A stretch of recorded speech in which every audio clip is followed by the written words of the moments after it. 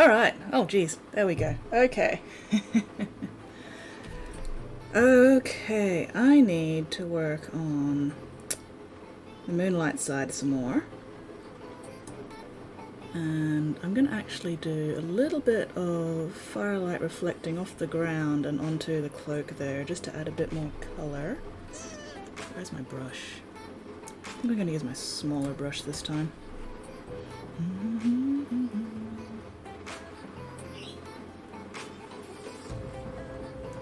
Ugh.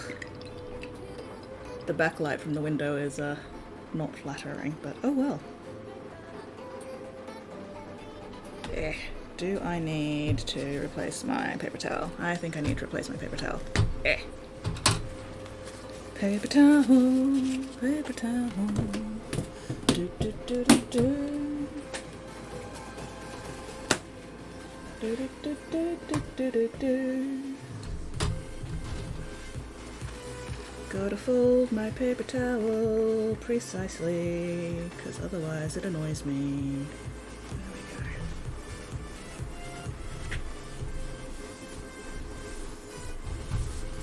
There we go.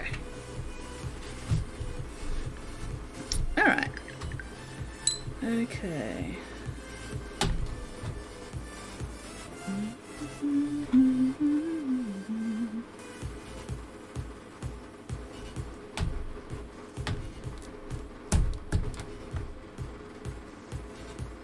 Eesh.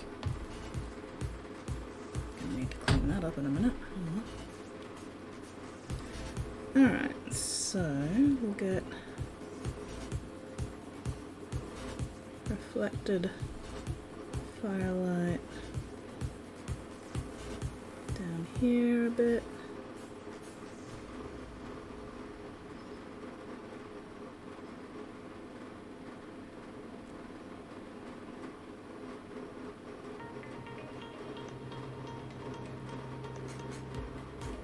Now for back here I won't be using the yellow, it'll mostly just be the red, because by the time the light from the fire reaches this section and bounces up off the ground, it'll have lost a lot of its energy, so it'll be more of a red than a yellow. Hello Morrigan, no worries, no rush.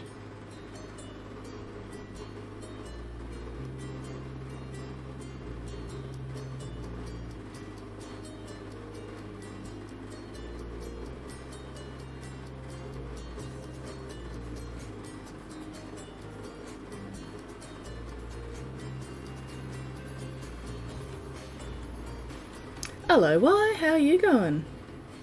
What are you up to today?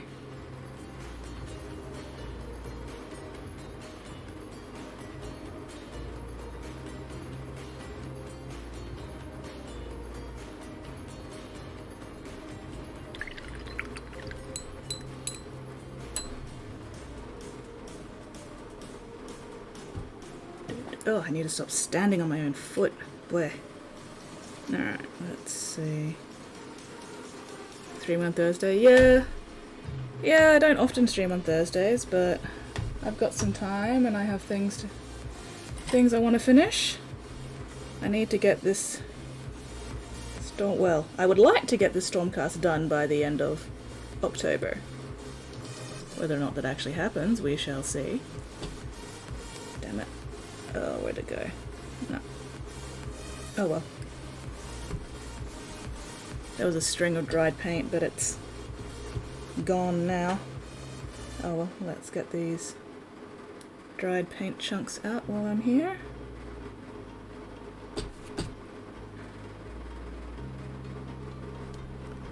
Ugh, my throat hurts already, what the hell.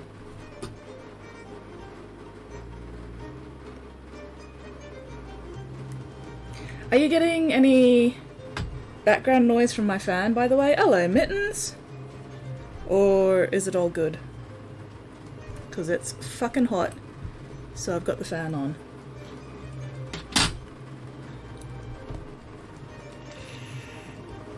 Yeah. I need a throat lozenge. Already, what the hell? A little bit, not too bad. Hang on. Let me turn the filters. Okay, how's that now? I've turned on the noise suppression.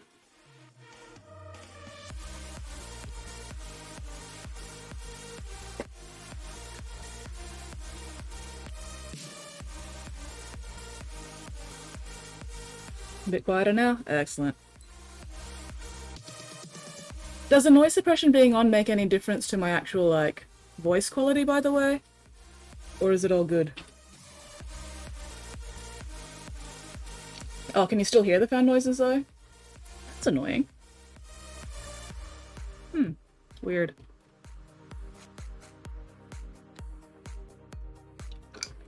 Excited for the new model preview on Saturday night? Voice quality remains... Oh, excellent. Hello, Suze. Suz? Suze? Suz? Captain. I'm just gonna call you Captain. How are you going? And, oh, hang on, let me just quickly use up the paint I just put on my brush, and then I will show you my priming stick. Suze? Okay. Okay. I'm probably just gonna end up calling you Captain, because that's the first part of your name, and that's probably what I'm gonna default to, but that's okay. I don't think we have any other captains here at the moment. So, no need to fight to the death for the name. Alright, anyway, so this is the mini I've been working on lately. Early morning shenanigans. Time zones just fuck me up because I can never remember where people are or what time zone they're in. So I'll be like, oh, it's mid-afternoon here, you know, it must be evening for you guys, and then you go, oh, it's first thing in the morning. I'm like, fuck, I don't know where you are. Anyway, priming stick. This here is my priming stick. Hang on. So I'm actually going to switch to face cam. Hello, Clino! Yeah, so Captain Suze is just getting into the mini painting side of things. So we're here today to give demonstration stuff. So you can see my priming stick here. I primed black at some point, and then I primed Wraithbone on something else, and then I've primed Grey Seer on something else entirely, so you can see all the different areas where I've had minis blue tacked to the priming stick. 12:30 AM here, bad one without lunch. Oh no! Why are you still awake, Clino? Shouldn't you be in bed? But yeah, so this priming stick lets me prime a bunch of minis at once. And yeah, if anybody ever breaks into my house, I can get this priming stick and I can beat a bitch. Wow, my face cam lighting is honestly terrible at the moment. Oh well, doesn't matter. So yeah, so when I'm priming shit, I use blue tack. Blue tack! And I'll blue tack minis down onto the stick. And then I go outside there, which is very convenient. And I've actually got an area where I can... Sorry, making sure I don't run over the ends of my dress. I can actually set my priming stick down on, like, the end of a fence and the table I've got there, so I don't actually have to hold up the priming stick while I'm priming. And then... No. Think how late it is the other time caption stream. But yeah, because especially since my priming stick is so big, it's a bit of a pain in the ass to hold it while I'm priming, so, you know, I just set it down where there's space. And then, yeah, you know, you start away from the mini, and then, you know, hold the nozzle down and spray slowly across the mini, and then let go of the nozzle once you're past the mini. You don't want to be stopping and starting the spray can when it's still pointed at the mini. And then, you know, just do light sprays, don't get too close. So they say about like 15 centimeters away. And just, you know, do multiple light sprays. Don't forget to do spraying from the underside as well. So, you know, say that's your mini, and you're spraying it from there, and you're spraying it from there. Don't forget to spray it from, like, the underside a bit as well, just to get any areas that are covered by, you know, all the other crap. And you just do it from all angles, you know, stop every now and then, check, make sure you haven't missed bits, that sort of thing. So yeah, once a mini is fully primed, hang on, let me switch again. This is a mini that I've primed in Gracier, and you can see that I've managed to get equal, or close enough to equal coverage all over. You know, I haven't missed any of the underside areas, so there's no patches under here where I've missed, you know, the underside of the arms or anything, or the underside of the cloak. You're a little overwhelmed, yeah. With primer though, it's better to go too light rather than too heavy.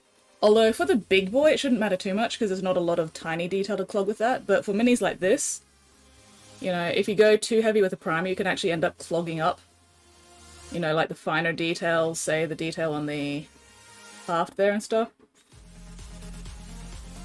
Don't confuse it with zenithal spraying at this point. Why? We are starting from the very, very basics at the moment, like super basic.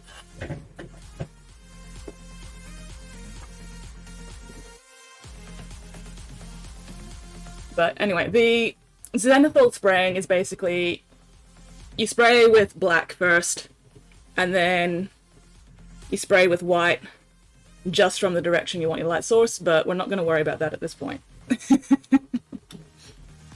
So yeah, that should cover priming. Make sure you shake the can for like a good 5 minutes. Don't just give it 1 or 2 shakes and then call it good. Shake it until your arms are sore.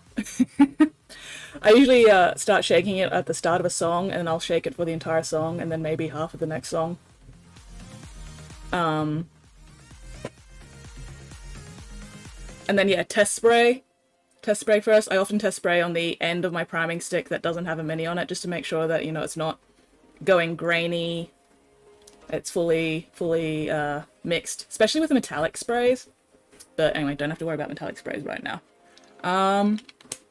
So yeah, that should cover priming.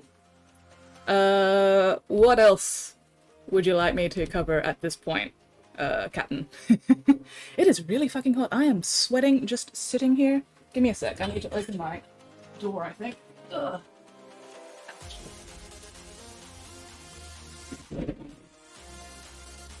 I don't think that's gonna help.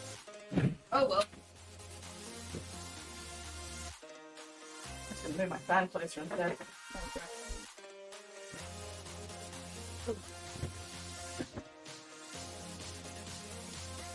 Yeah, let's just get the basics down first. We'll worry about shit like zenithal later. Layers. Primer, base coat, and then details is a very broad sort of thing. So okay, let's grab a mini. We'll just do with this one. Okay. So you're going to be using Avalanche Sunset, aren't you, for your Elementor boys, right? So I'm just going to show you the basic steps on this guy's pauldron.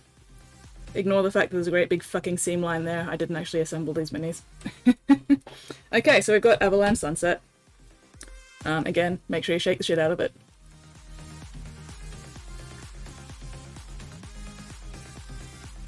And then for your big boy, I was saying earlier you can use a sponge to cover the big surfaces, but for now I'll just show you like brush stuff. Actually, let's get a bigger brush.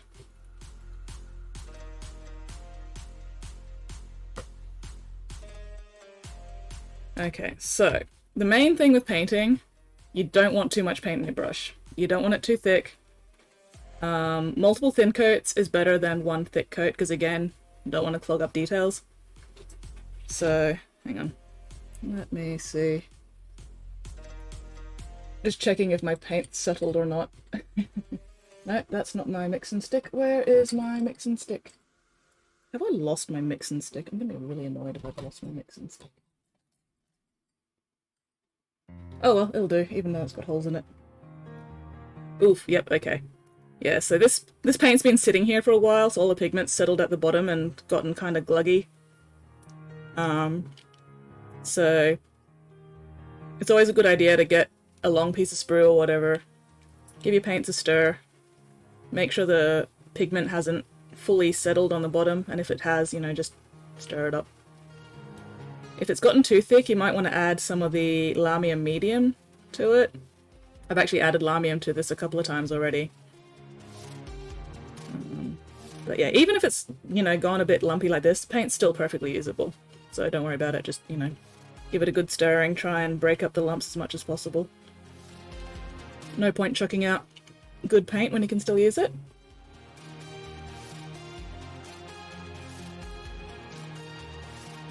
Yeah, see, that's mixing together just fine. It'll be all good. But I could tell that it had settled because the paint I was getting was very, very runny. Just means that the pigment's, you know, sunk. But if you give it a good stir, and then give it a good shake, see? No more lumps. Totally fine. Absolutely nothing wrong with it. So yeah, sometimes your paint will start off settled because, you know, it's been sitting in the store for however long and nobody's shaken it for ages. So usually a good idea just to get a piece of sprue. Check your paint when you first get it. Give it a good stirring. A lot more to paint than I thought. Yeah, there is a lot. There is a lot. But you'll pick it up as you go, you know? I mean, I've been painting minis since like 2009, which is what, 12 years now? And I've been doing art stuff for a lot longer, so you're not going to pick up 12 years worth of knowledge in a week. But that's okay. Sucking at something is just the first step towards getting moderately good at something. Okay, anyway. So yeah, there we go, that's better. That's nowhere near as runny. Now, I am a terrible person because I paint straight from the pot. I don't bother with the palette. You might find it easier to use a palette when you're starting off.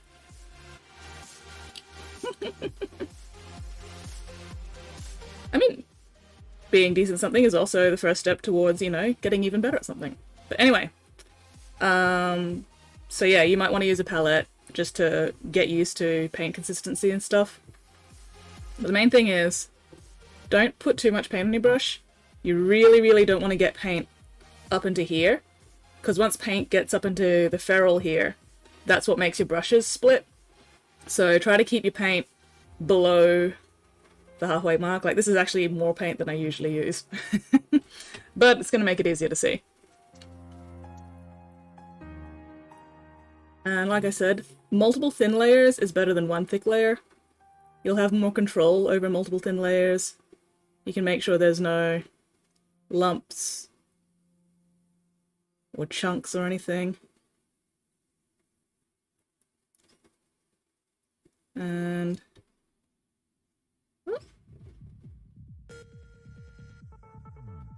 this is a lot easier over white primer than over black primer, that's for fucking sure. Well, pale grey. Yeah, okay, so that's the first layer. It's not 100% opaque yet. There's still some thin patches and everything, but that's okay. We'll let that dry. And then once that's dry, we'll do another layer. But I'll do the other bits around there as well. And again, keep your paint thin, you know, don't overload your brush. And always try to pull the paint.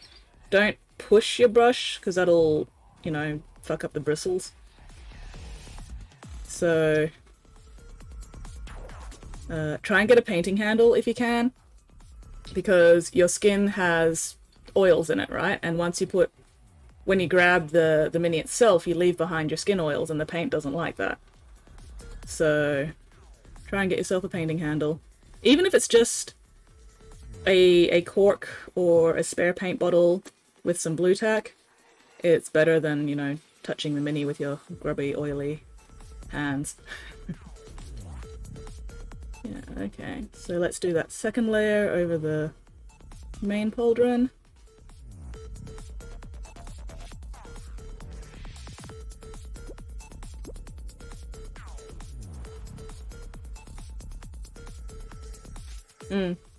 Got white primer, nice. yeah, you know, just need a cork and some blue tack, or I find corks a little small. They can be uncomfortable to hold for long periods, so it helps to get something a bit bigger. Like, even just a contrast bottle, a little bit small, or a wash bottle. Wash bottles are a bit taller.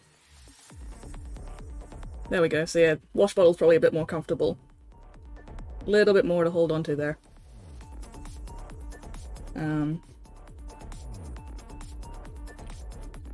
Alright. Just letting that dry. And then we'll do one more layer of the yellow, I think. But yeah, already, you know, that's looking pretty good.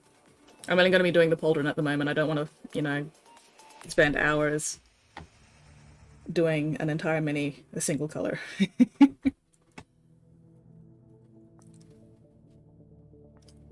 Let's just do this side up here as well.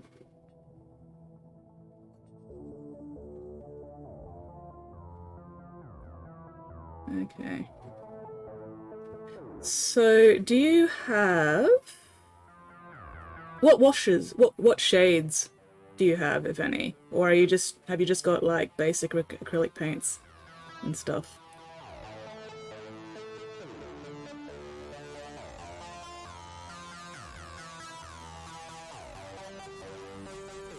Yeah, plus keeping it simple. Absolutely.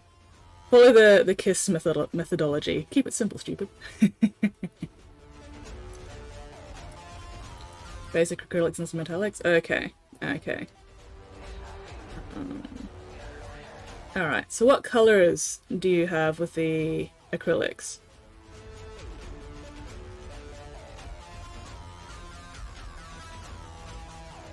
There we go. Alright, so we've got a nicely yellow pauldron there. Where's my focus point today? About there, that'll do. Kind of working off a budget. Yeah, no, that's entirely fair.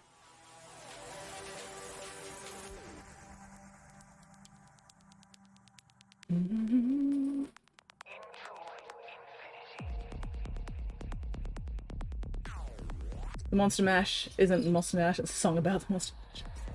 Hello, Vulcan. That is a concern. It's also a song about a graveyard bash, but it is not actually a graveyard bash. It's very disappointing. Sorry, I missed the undersides here and it was bothering me because I could see white and it's like, that should not be white, that should be yellow.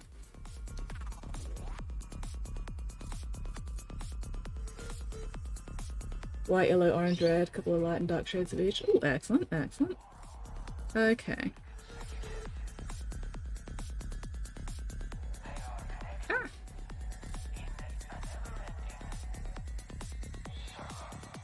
Magpies are having an opinion in the background. Oh, you guys probably can't hear it though because I've got noise suppression on at the moment.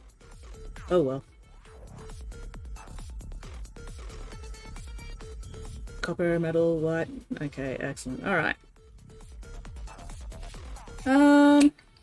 Okay. I'm just trying to think.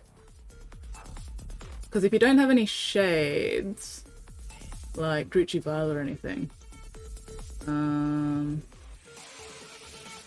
we'll go for a brown.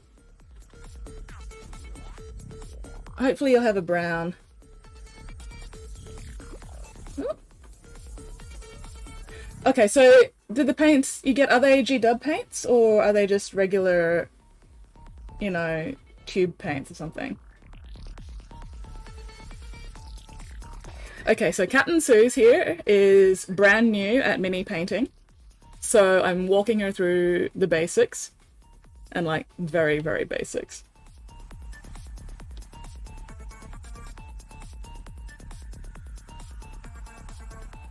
Ugh.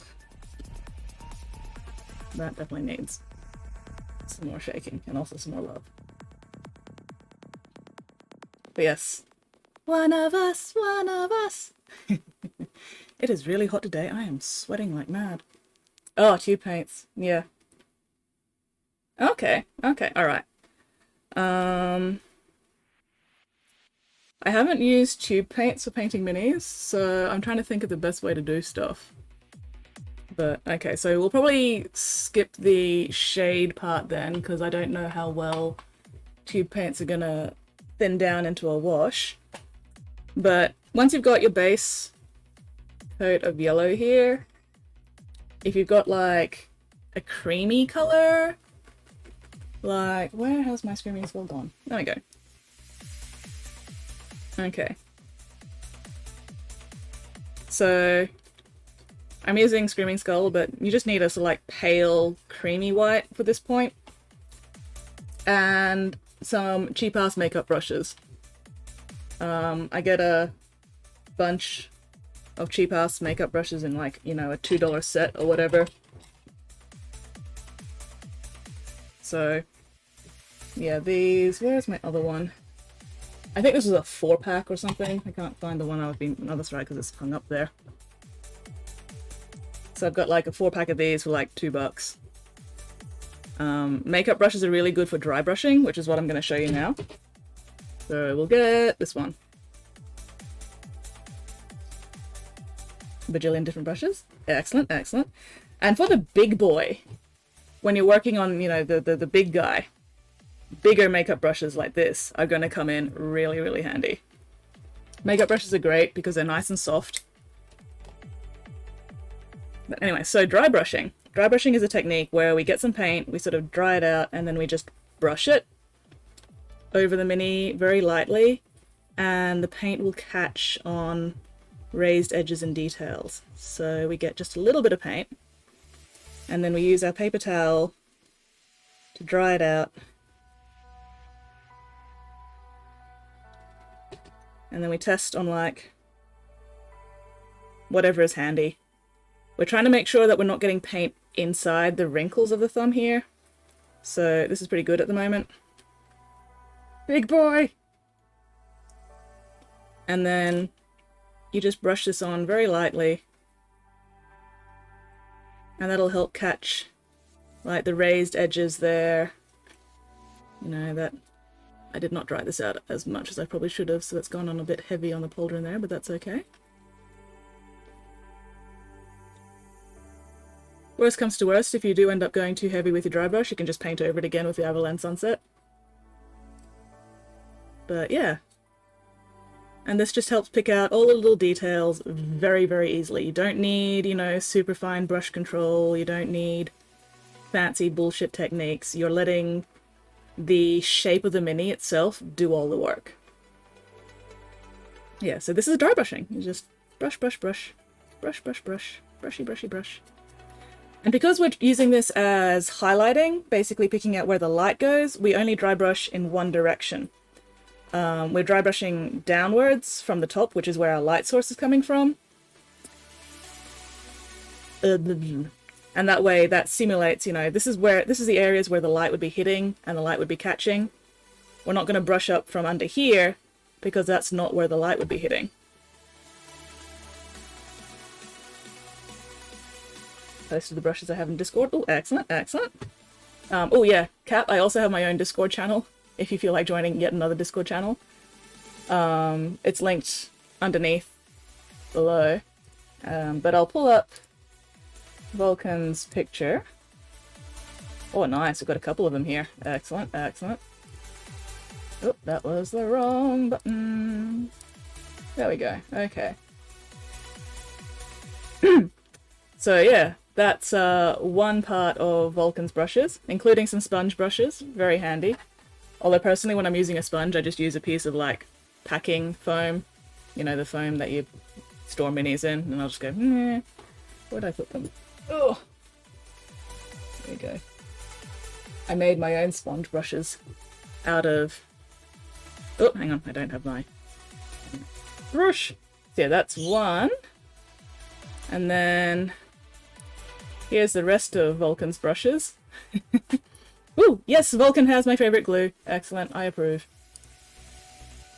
No, the sponge doesn't have to be. You could use a fucking kitchen sponge. You know, just grab a random kitchen sponge, cut out a piece that's easy to hold on to, and then just go bleh. Oh, hang on, it doesn't help that I forgot to do the thing again. So yeah, so this is a sort of sponge brush I use for stippling that I made out of a toothpick, and I just cut a square of foam out of my leftover, you know, mini foam things. Yeah, nick a makeup brush, nick a couple of makeup brushes. But yeah, anyway, so I'll show you sponging. Actually, honestly, the toothpick handle kind of annoys me. Let me see if I can find some sponge. Do I have a bathroom sponge here somewhere? Kitchen sponge, rather. Could have sworn I had a kitchen sponge somewhere.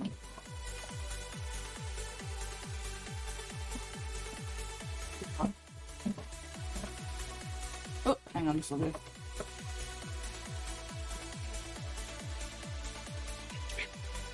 It is super hot. I'm sitting here in front of the fan, I'm still dripping sweat. Anyway, yeah, so this is just a random piece of foam. Look at this. Foam. Cheap ass shit. I don't even know where I got it from. I think it was part of some packaging.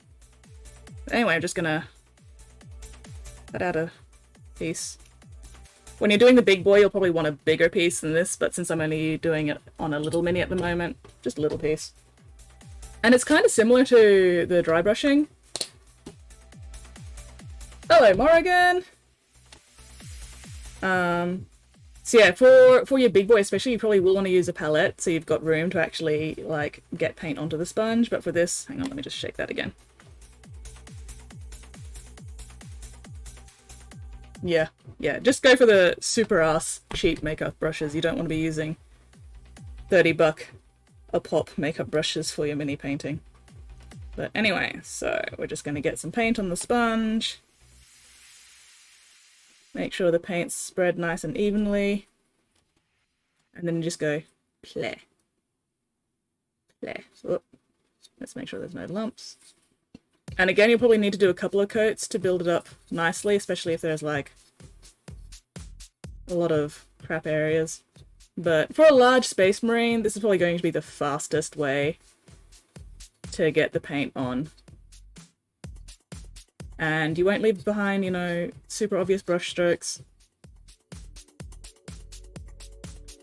And since it is a space marine you're going to be working on, you won't have to worry about like folds in the cloak or anything. So that should be really easy to get that yellow down for your great big Lamenter boy. Here's a box of that shit. Excellent. Yeah, because it's big space marine, so many flat sides, just a big piece of kitchen sponge and play, and you're all good. Alright. Gonna wash my sponge out.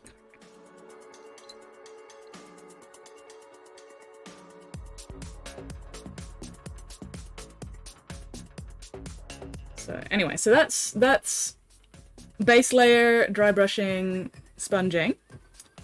Hang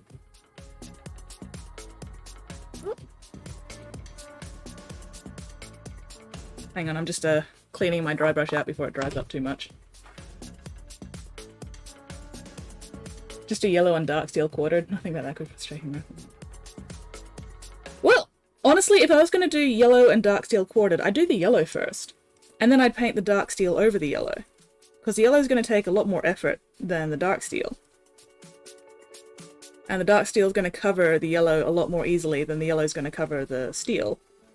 So I'd do the yellow first, and then I just paint in the steel quartering. Easy. Alright, there we go. So, this is brush soap. It's amazing. It helps keep your brushes clean so that they last longer. But at this point, I wouldn't worry too much about it. I'm assuming you're not spending $30 on a single paintbrush right now. Yeah, alright. So anyway, back to this one.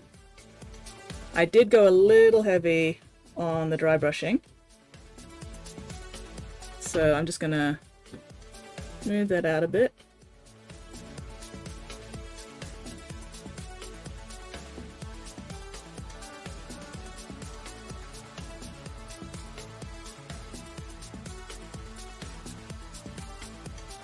There we go. Cheapy Pakistan Army painted brushes for like a tenner. Yeah. Brush soap for my $1 brushes, didn't pick up any for years. Like, if you're just using cheap-ass brushes, brush soap's not a necessity. I only really bothered with brush soap when I started, you know, buying a Winsor & Newton that's like 25, 30 bucks for a single brush. The black G-Dub brushes are pretty but I don't mind the white ones. These ones are okay, but they are still pricey when you can get cheaper brushes from like Walmart or whatever. Anyway. Alright, let's see. I just want to play at the moment, so let's get some brownish brown.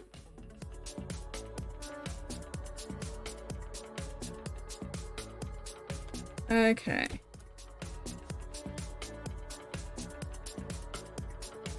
Oof. Paints in the hands of back order. Oof, yeah. Well, at least grab one of the G-Dub paint holder, mini holders, if you can. Okay, so I'm gonna play around a bit. A lot of painting just comes down to brush control and getting accustomed to what your brush can do and the behavior of the paint in it, especially depending on how much water you've got versus how much paint. So I've got a very, very, very small amount of brown paint in my brush at the moment. And I'm going to use that to add a bit of shading. Just a bit. Now, you probably don't have to worry about this kind of thing yet, Captain. But I'm just I'm demonstrating just to see, you know, just to show what you can eventually end up doing. And when your paint's thin enough, you can actually push it around or pull it around. So where I'm putting my brush down first up here, my paint's going to be thinner because I'm then pulling the pigment down into the lower area here, and that's where the paint's going to end up thickest. I don't know how well it's showing on the camera. You can kind of see the difference. And that's one way you can get sort of like gradients. Ah, shit! What was that? Which brush? No! Fuck! Cobwebs! Ah! Cobwebs! No! Gotta wash off my brush now.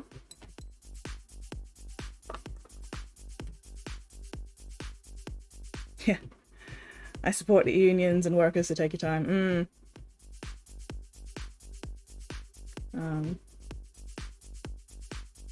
Didn't know that. Well, there you go.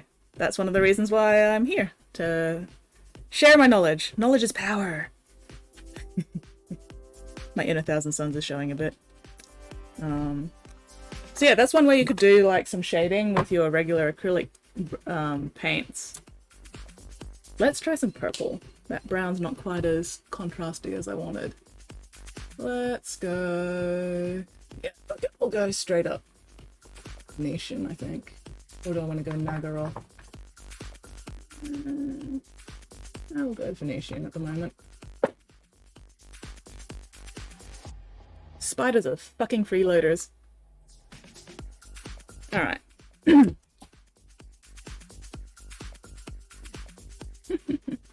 And yeah, like, even just grabbing a tub of plastic army soldiers for, like, however cheap it is from a toy store or something to practice on, totally valid. But anyway, okay, so we're going to use purple. Now, this is a color theory thing. Yellow and purple opposite on the color wheel. So if you've got yellow light, you're going to have purple shadows. That's basically how things work.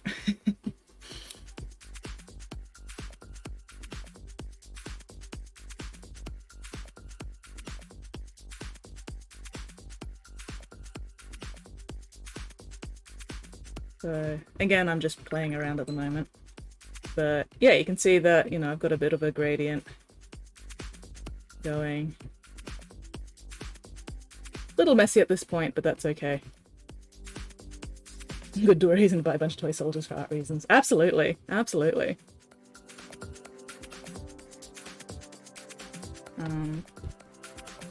Yeah, and then you know, you can just go back and forth between your yellow and whatever color you use for your shadows.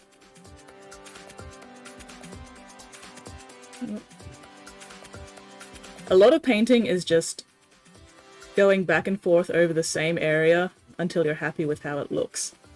So you don't have to worry about getting it perfect the first pass.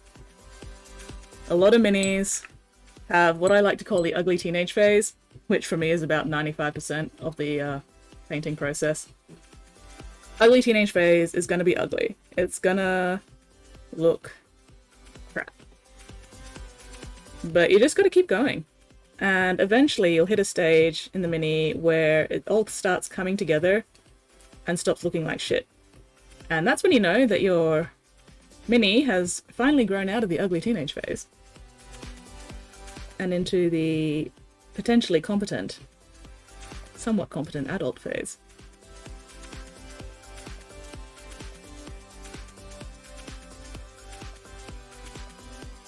Ugh, light reflections are giving me a hard time at the moment. So yeah, don't get discouraged if your early stages of your mini just look like not what you're expecting them to. Because yeah, the first few stages, the first like 75, 80%, 90% of a mini, it's gonna look weird. It's gonna look odd. It's gonna look not right. Alright, I was messing around with that a bit too much, so I've got to let that dry, and then I'll come back and do that with the yellow again. Okay. But yeah, you know, you can play around with colours. It's a lot easier to do this kind of shit on smaller surfaces. This is probably going to be a bit harder on the big boy, because you need a bigger brush to do things smoothly, but that's okay. Yeah. Intercessors are pretty easy, you know, there's a lot of nice flat surfaces, there's not too much weird bullshit. And honestly, with your first minis, you don't need to worry about fancy crap, you just need to, well, you don't need to, best thing is just focus on learning your brush control, getting used to how your brush works, getting used to how the paint works, trying to keep things tidy. They don't have to be fancy, they don't have to be, you know, shaded or even dry brushed or anything. As long as you can get each surface the color you want it to be, it'll still look good. Do I have any spare Space Marines? Oh, here we go. This is one of my test boys that I fuck around with every now and then. I grabbed this guy when contrast paints first came out, and I was playing around with. I was trying to figure out how contrast paints worked on this guy, and I kind of got there eventually, but it was very weird to start with. So yeah, you know, you'll always have a mini that you just use for random testing shit. You know, I've got a bunch of the old these boys. You know, I used this one to demonstrate dry brushing. Oh, yes, yeah, oh, the Lamenter's Pauldron. Okay, so for the Lamenter's Pauldron, I'd leave it white, because you're priming white, right? And then I'd just paint the black squares in very, very carefully. So don't paint it yellow and then have to paint it white again. Alright, do I have a Pauldron here? Actually. Ooh, also, super handy tip. Super handy fucking tip. Get yourself a pack of cheap-ass alcohol wipes from, like, your supermarket's medicine section. These are basically used for, like, you know, cleaning skin for wounds and everything. The main thing is isopropyl alcohol. You want wipes with iso in them because these are fantastic paint strippers. Isopropyl alcohol removes paint like a fucking dream. Look at that. Look at that. And because this is a test mini, I don't give a shit. Get back in the holder, you piece of crap. Same ogre's ass at least 20 times. Yeah, so... And because it's so cheap to get an entire box of alcohol wipes, you're never going to run out. And they're great for cleaning up mistakes, or if your paint goes on too thick. And the best part about it is it doesn't actually do much to the primer. So, you know, if you're cleaning a mini off... Oh, stop popping, you piece of junk. I'm trying to remember what this mini was actually primed. I think this mini was primed blue. I'm pretty sure this mini was primed blue, which is why we're getting the paint off all the way down to blue on the pauldron here. Yeah. Either that or it's just blue plastic, I don't remember. But anyway, so you don't have to worry about making mistakes. You can just grab an isopropyl wipe and clean the paint off. Helps having a typewriter. I knew those existed and that ISO is good for stripping paint, didn't even occur to me.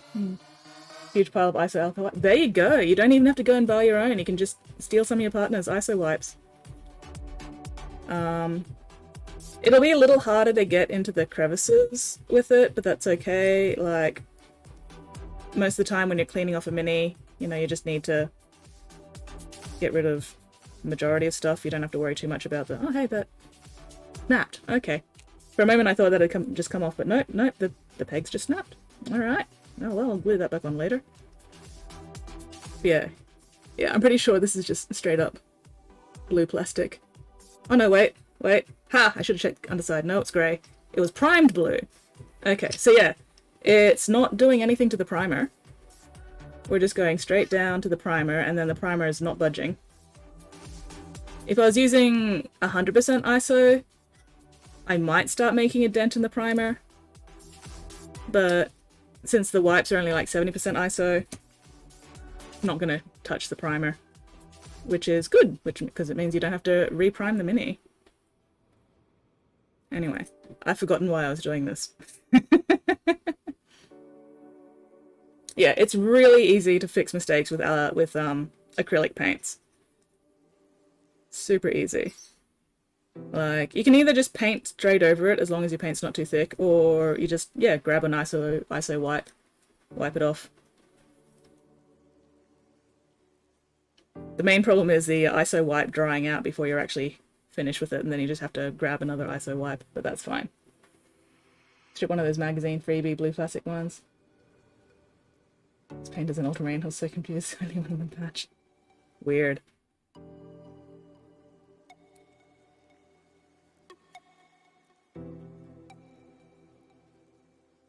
Bunch of first strike, easy to build lads. Actually gonna just paint them something a bit different alters. Excellent, excellent. Alright, so yeah. Do you have any other questions at the moment, Captain? I'm trying to think what would be handy, but also not overload you with too much info at once. Hang on, let me glue his backpack back on before I forget. That actually covers a lot. Excellent, excellent. And yeah, you know, if you have any other questions, feel free to ask. I stream fairly regularly, and I usually remember to, not always, but I usually remember to put my link in the... Right, that doesn't want to glue because that's such a small contact point. There we go, that'll do. Ooh. Yeah, I usually remember to put my link in the promotions channel when I go live. But if you join my actual Discord, it'll automatically announce whenever I go live there, which is great because it means I don't have to remember to do it myself. Appreciate all the help I'm already getting. Excellent, excellent. No worries. I am always happy to help out somebody join the hobby. Okay, whoop. So yeah, you know, like I said, if you've got any more questions at any point, let me know.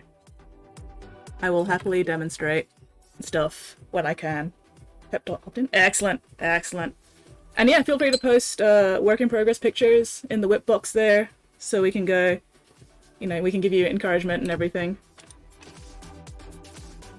Ah, come back here, you piece of shit. Just tidying up my... It is really fucking hot today. Oh my god, I am... Oh, there's my painting. There's my mixing stick.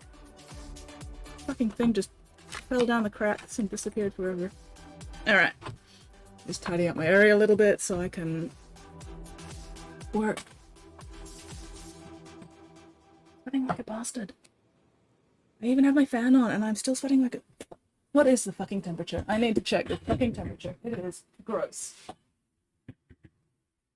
Ah! Okay. Okay. Fucking 28 degrees Celsius. No wonder. No wonder I'm sweating. It's disgusting. I hate it. I hate it. Oh well, not dead yet.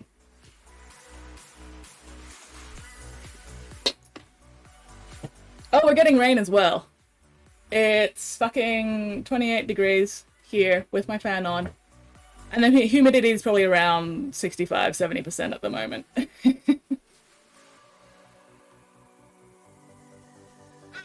Oh, thank you, Clino. Thank you. Humidity can fuck up primer. It can make it go grainy. Ooh, mild post-jab fever, sweating bunch, gratefully jabbed. Yeah, yeah.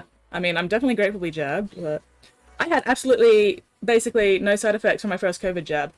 I am fully expecting to get completely wiped out by my second COVID jab, but we'll see. Fingers crossed.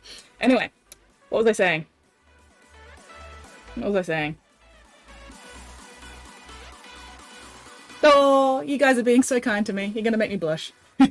Except, I'm already pretty red. What the fuck is going on with the difference in my face color versus... Anyway, doesn't matter. Doesn't matter. There was a question.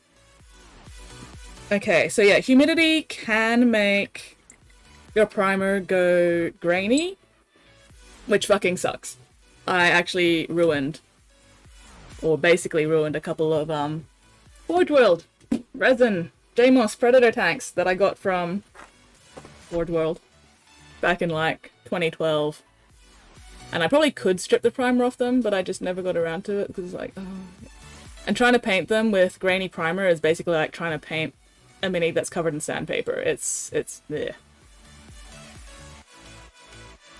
Bit fragile from the first, slept for 15 hours in second. Oh jeez. This game was actually the prompt for me to get out of bed. Ah. Well, I'm glad I'm helping. Saying your same mom's really grim.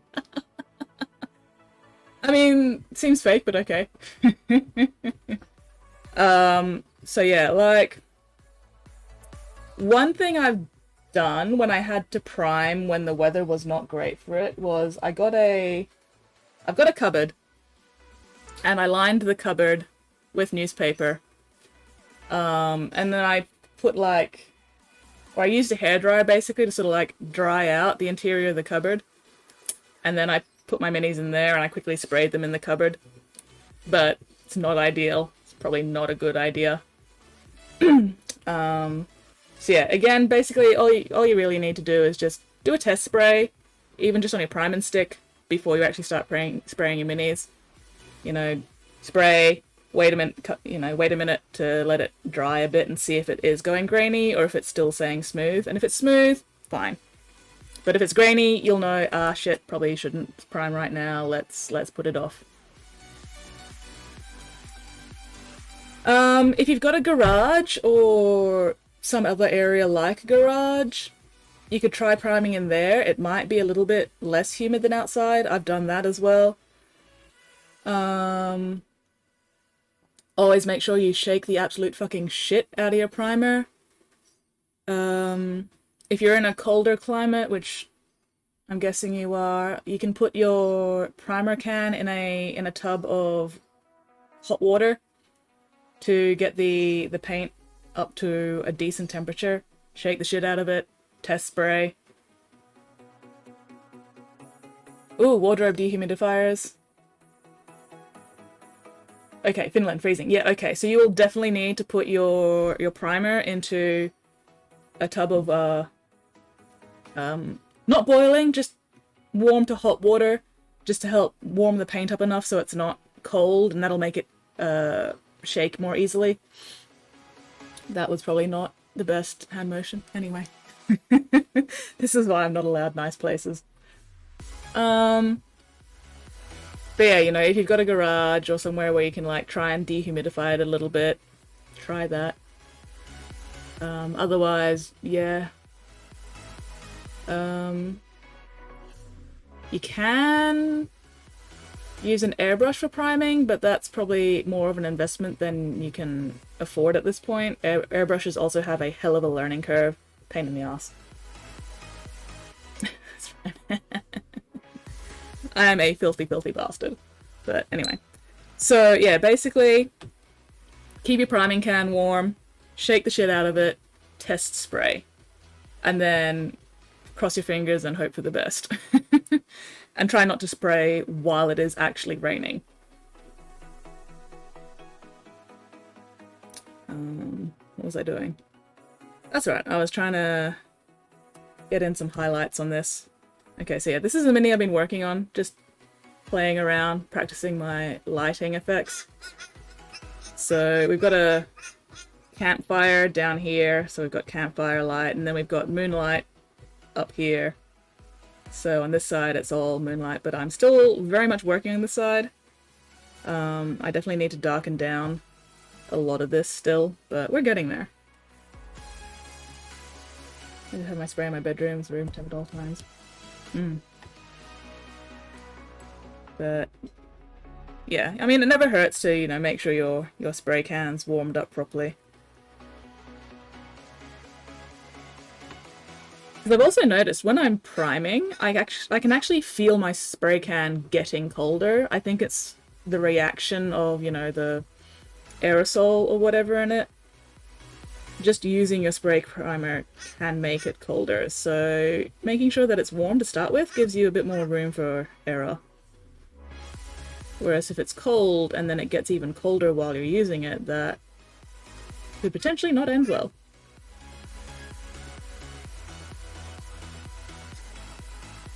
Okay, so what I'm doing here is I'm just adding in the areas where the light's going to be reflecting off the ground or just coming straight from the campfire in this area.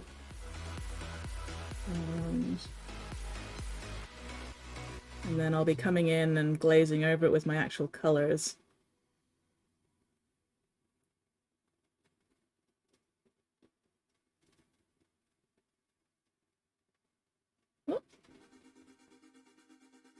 But yeah, alright. Anything else, Kat?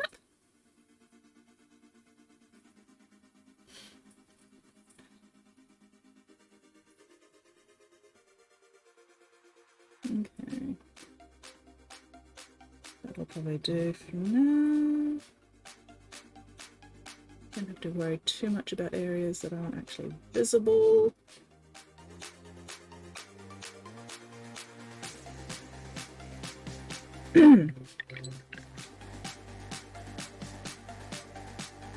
So yeah, I've deliberately painted this so that the figure is actually casting a defined shadow. That just helps add to the realism of the effect. No worries, Mittens, no problem.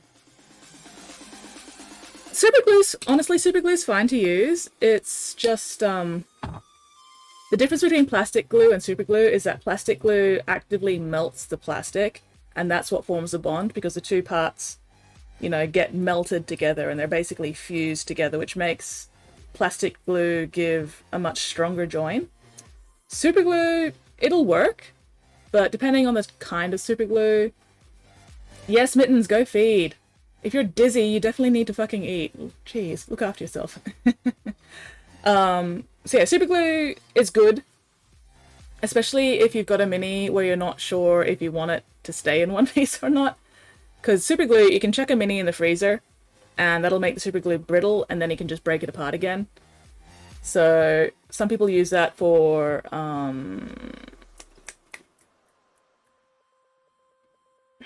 sub-assembly. There we go. Sorry, my brain just went.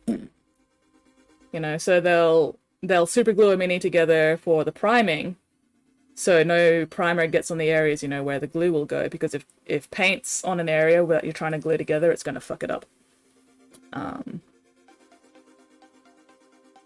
So yeah, you know, they'll superglue a mini together, prime it, and then they'll put it in the freezer so the superglue gets brittle, and they'll break the pieces off, and then they can sub-assemble it, or paint it in sub-assemblies really easily. But yeah, the main thing with superglue is basically just trying not to get it everywhere. Trying not to glue a mini to yourself. Let's see, do I have anything? So I tend to use gel super glues because they're a lot easier to control.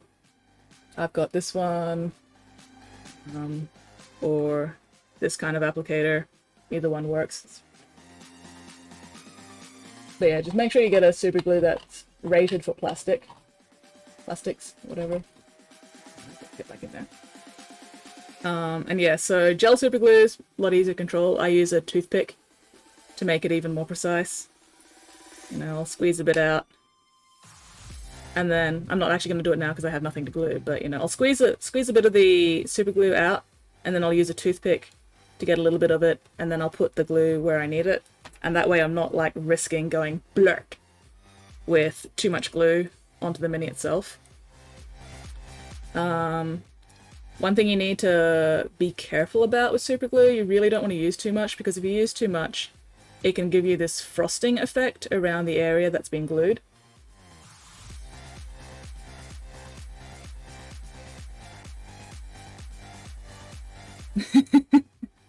That's actually really simple. Yeah, yeah.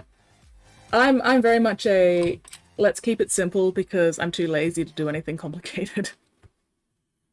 New hobbyist drip plastic glue in a cable and subsequently collected and looked like battle damage. Oh dang. Didn't know there was more than one technique painting a mini as well like that. Yeah, like I paint in sub-assemblies a fair bit. Because it makes it easier to reach areas. You can use... Paper clips are fantastic. Paper clips are great. Get yourself a fucking cheap-ass... I really need to get a new box. My box is disintegrating. Hang on, do I have a container that I can put it in? I'll worry about it later. Anyway.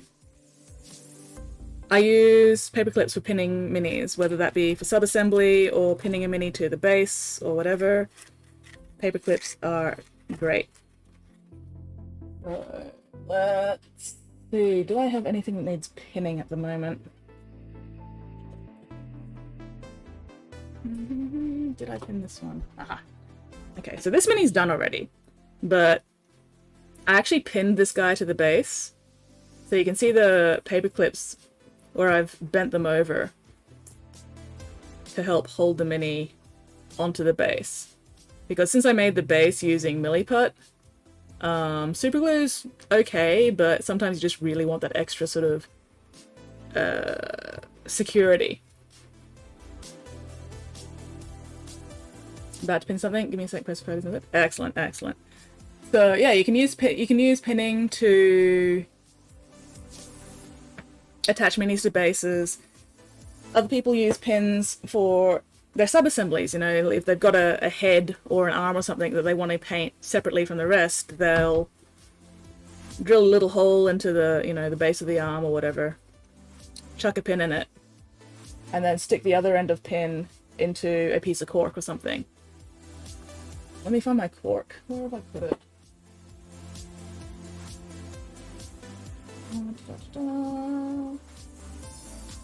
Corks are great as well. Or you are securing Titan's arm to the torso joint. Yeah, yeah. But yeah, so you know, they'll use cork. Actually, no, I have one. Oh no, that one. Oh yeah, here we go. Where's the actual mini? There you are. Oof. Okay, so this mini, I drilled a hole into the base of the foot there, put in a bit of paper clip, drilled a corresponding hole into the base that I made. And once I've actually painted it, then I'll glue it into place. But when I do get around to painting it, you know, I'll pull it out of the base, I'll stick it in some cork like that, and I'll paint it like this.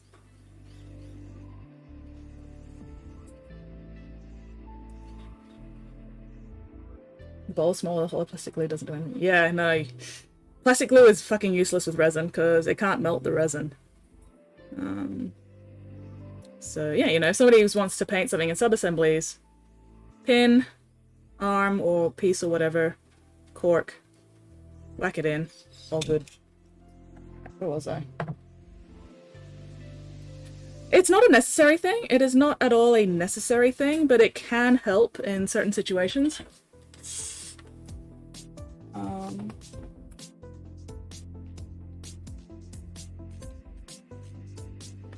Give me a sec. I'm trying to brain.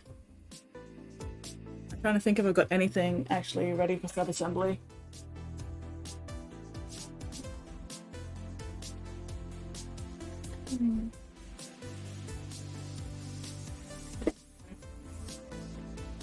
But no, like, pinning's useful if you've got a mini where, say, a resin mini where the glue by itself is not strong enough to hold it, so you use pinning to help secure the join so pieces don't fall off. I use pinning a lot for when I'm attaching minis to custom-made bases, where I've been using milliput, and, you know, if I'm using milliput, then superglue's okay, but I prefer having the extra security of the pinning. Plastic glue on milliput is not going to do shit. Completely fucking useless. Oh, hang on, let me check this link.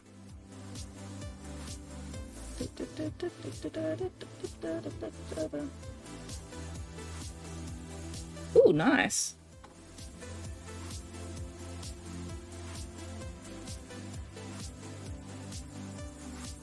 Yeah.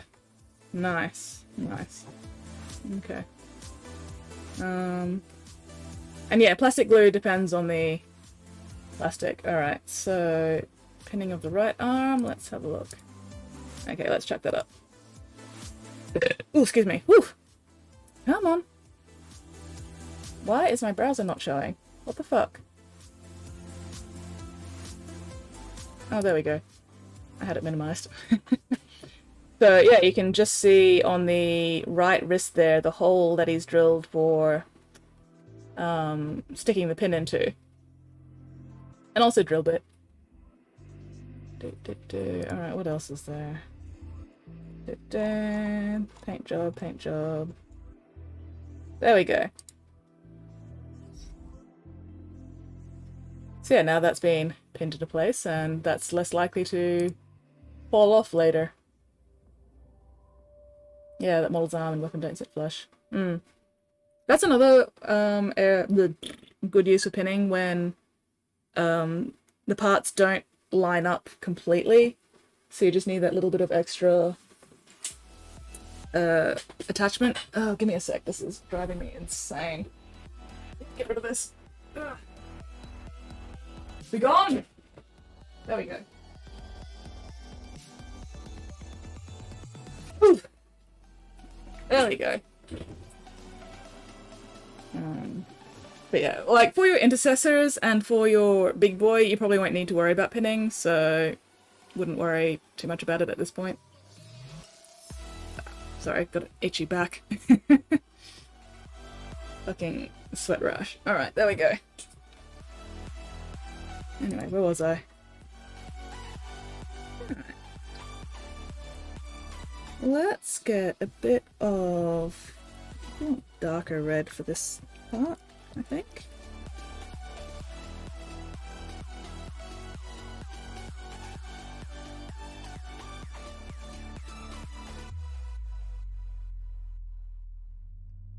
So, yeah, try it when you're painting. Always try and test the consistency of your paint before you actually put it onto the mini, whether that be with a palette or the lid, or as I do, thumbnail. And it just helps to make sure that you haven't overloaded your brush, or you haven't got too much water or not enough water in your brush, that kind of thing.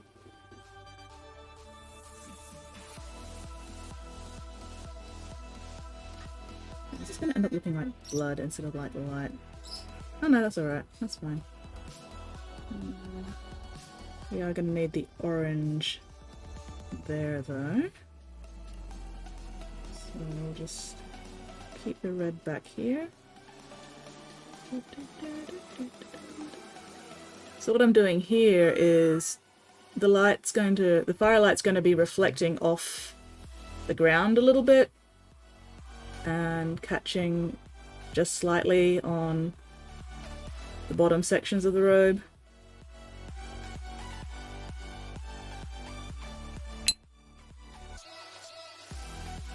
Excellent, excellent. And yeah, with pinning and putty, you can probably fix nearly anything you break or mess up on the mini. Absolutely. Like, I customize minis a lot. Ooh, Cap, have you seen my, Escher gang that I'm doing up as glam rockers? Ah! So I got a bunch of Escher gangers, and I'm doing them up as a Slaanesh glam rock band. So here's one where I made the guitar look like the Slaanesh symbol, and I tried to give her a mesh crop top, but it didn't really turn out mesh or fishnet. But oh well, it still works. It's Slaanesh, I don't care. So yeah, the arm actually again has paperclip as the skeleton, and then I sculpted the arm around that. You can see a little bit of the paperclip poking through the bottom of the arm there. And then, let's see. Where has your head gone? Your head's in here somewhere, I couldn't be bothered finding it. So another guitarist with a sick-ass guitar. This guitarist is just wanting to ask you a question. Somebody insulted their music, so she's coming after them with her guitar axe. One more guitar. I had a lot of fun sculpting the arms and the jackets and clothes and stuff, because I wanted to make them a little bit more unique. And then I've got one with drum. Music for niche bands. Yeah. I have one of the plastic noise marine minis as well that I want to do up as a tech marine. His name, what is his name? Hesiodus, which means to throw music, which I thought was very, very fitting for a noise marine. And he's a tech marine, but he specializes in making music boxes. And sometimes the music boxes are perfectly normal, ordinary music boxes, beautiful, beautiful, beautiful music. Other times you start the music box playing and it'll just fucking kill you. And you never know which one you're gonna get. This is my favorite one though. I gave this one Bagpipes. Because you can't have a Slaanesh glam rock band without a set of fucking bagpipes. You can't get any more Slaanesh than fucking Bagpipes. But yeah, so I've got a couple more. Okay, so this one I'm not modifying because she's going to be the Pyrotechnics specialist for the stage Pyrotechnics. And I didn't bother modifying this one either because she's the band manager, stage manager, whatever you want to call it. She's the boss who makes sure that the rockers don't get too out of control. I've got two more that I haven't decided what I'm doing with yet. I think one of them's going to get an accordion though, because you need an accordion to go with the bagpipes. The other one might just end up playing the triangle. Really don't know yet. Stage managers do in fact need... Exactly! Especially when you're stage managers for a bunch of fucking Slaanesh ladies. But anyway, one day I will get back to that project. One day. But today is not that day.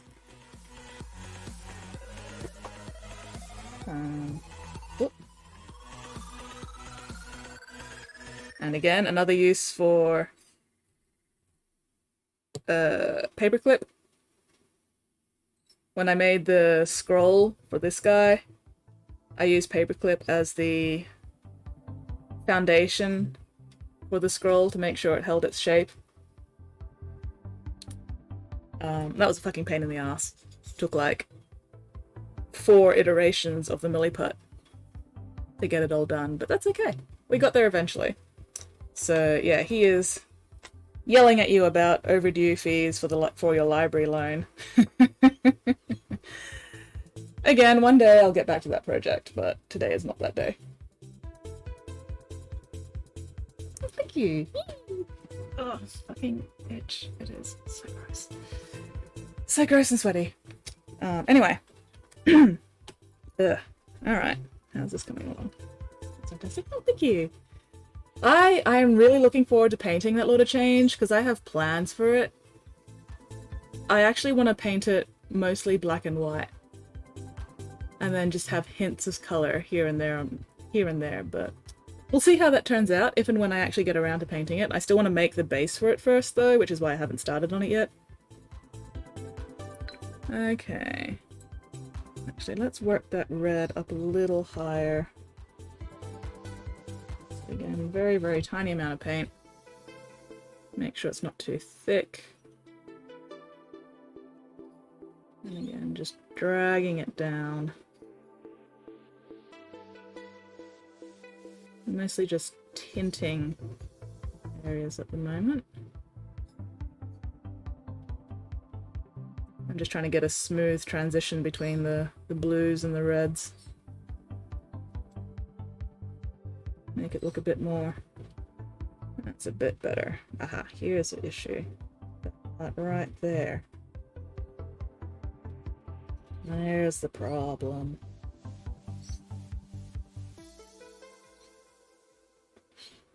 Gotta duck out. No worries. Not a problem. Oh, thank you. Yeah, I'm definitely looking forward to seeing you in here again. And yeah, feel free to pop in whenever so you can bombard me with questions and stuff. Always happy to help out. So yeah, thank you very much for dropping by, and hopefully I will catch you later.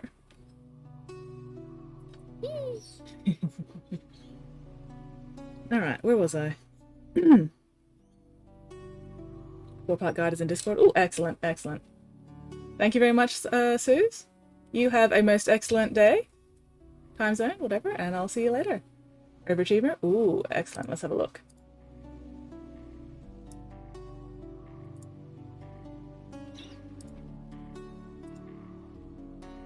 Yay! Captain's in the Discord. Excellent.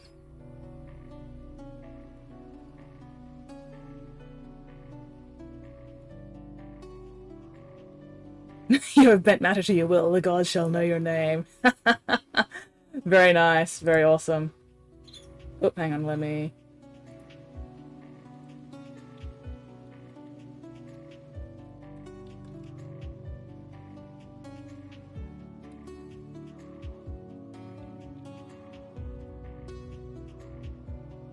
Okay, where was I? So I'm just catching up with other messages at the moment.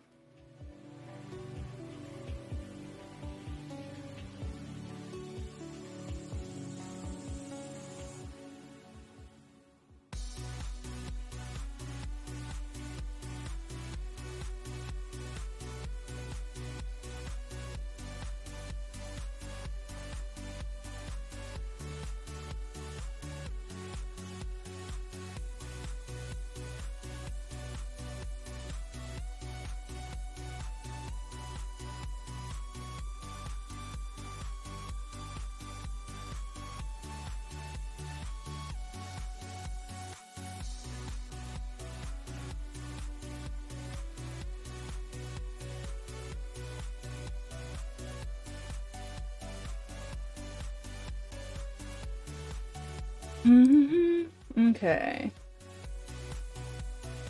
Alright, where was I? Fuck. Sorry, I keep spacing out, forgetting what I'm doing. Oh, it's one of those days. It's just too hot. It's too... Orange, that's what I need now.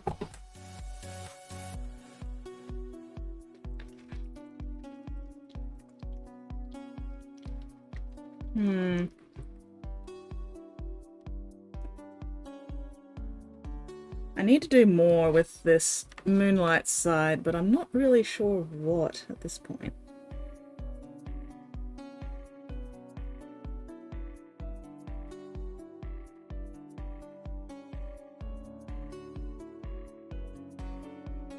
Let that dry, we'll come back to that with the yellow. Definitely need to darken up this section.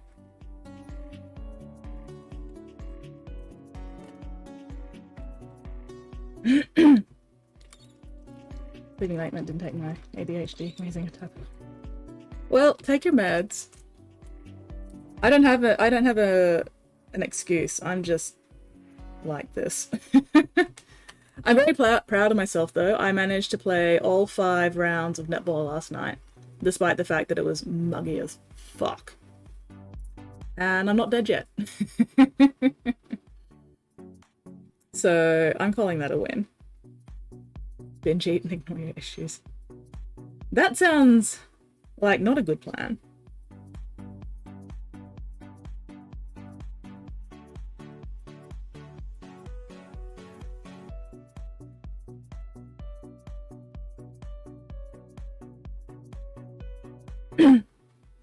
Ooh, kind of still speed. Yeah, no, that's fair.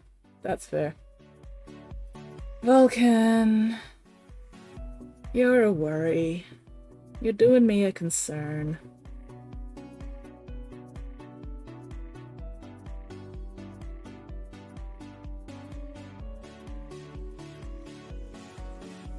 I'm wondering if I should bring in some black for this. Really darken things up a bit more.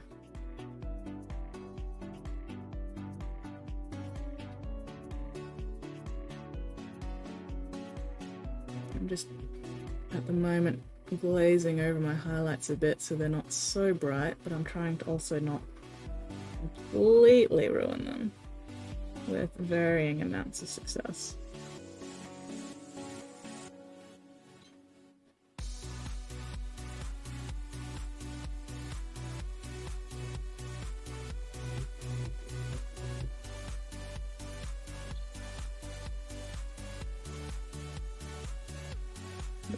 Ugh, it is too hot today. It's too fucking hot. I don't like it. Don't like it at all.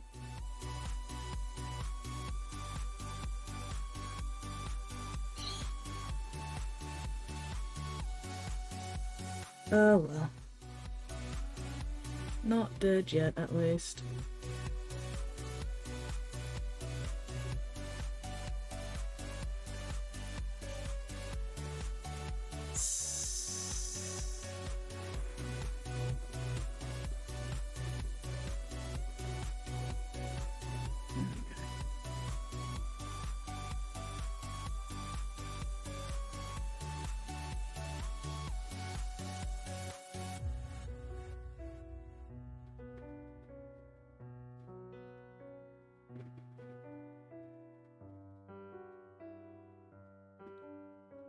I wonder if we're going to get a storm later tonight. I kind of hope we do.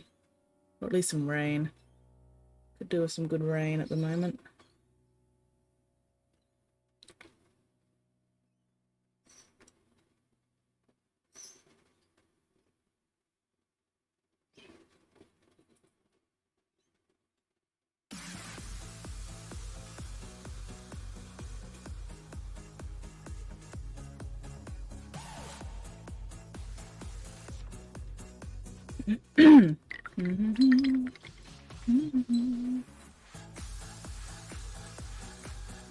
Actually,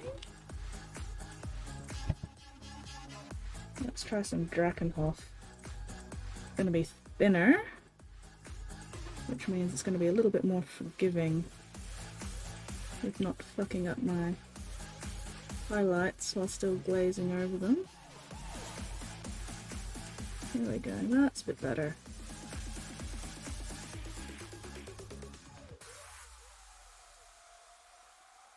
Using the right paint for the job. Important.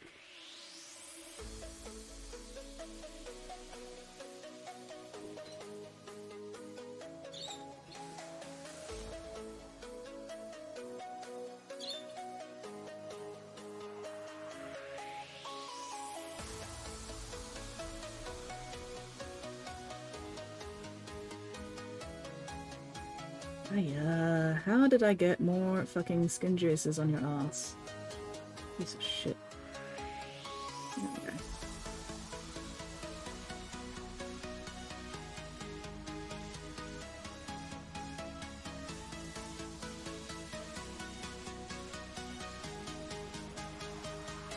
we go. Okay, the Drakenhof is helping. It's giving a slightly different shade of blue.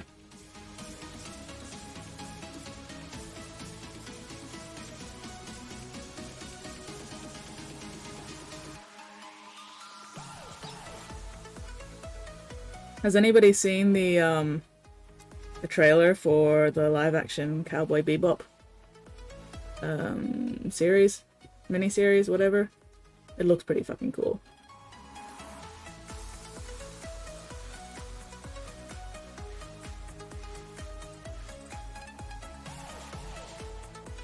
Hello, Leroy! You haven't seen it yet? Man, you should see it when you can. Like, it's been, you know, a couple of decades since I last watched Cowboy Bebop, so I don't really remember much of it at all, but they used the original music for the trailer, and that was very important, I feel like. It felt like Cowboy Bebop. So it'll be interesting to see what they do with it.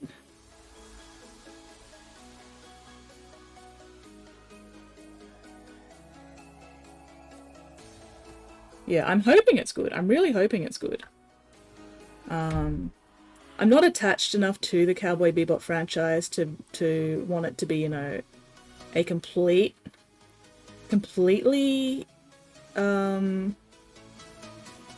loyal, I guess, interpretation. But as long as it's got the important stuff, you know, as long as it feels like Cowboy Bebop, I'll be happy.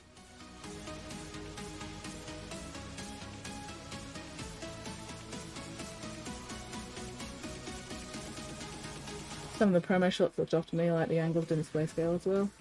That's fair. That's fair. But, you know, promo shots, they aren't always the finished shots either. They're just like what they can show off at that point in time that's at least close to ready to being shown off. Even if it's not 100% finished yet.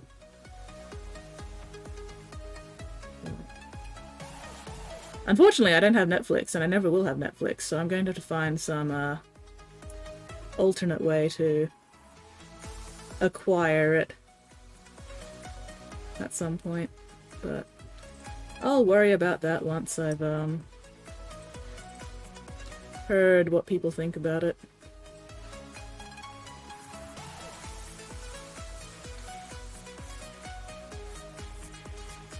Especially in the cathedral fight.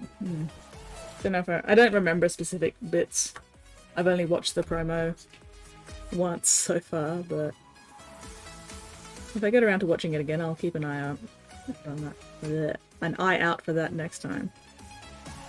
But, like, I didn't notice anything particularly glaringly off, but to be honest, I wasn't really looking for anything to be. Oh, I wasn't really looking for anything like that. I was just sort of going, hell yeah, the ships look cool. Hell yeah, the fight scenes look cool. Hell yeah, they've got the original music.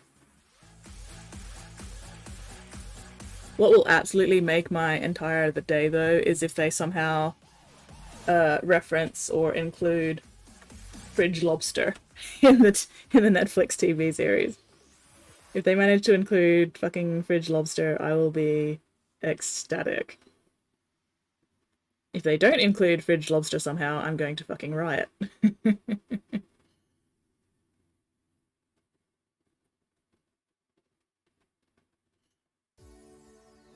Some promo shots are awful, like the weird screen grab for Spider-Man. Yeah, sometimes promo shots aren't really planned out or, you know, done properly. They're just grabbed from whatever the, you know, whatever shots they have available and slapped together just to work up publicity.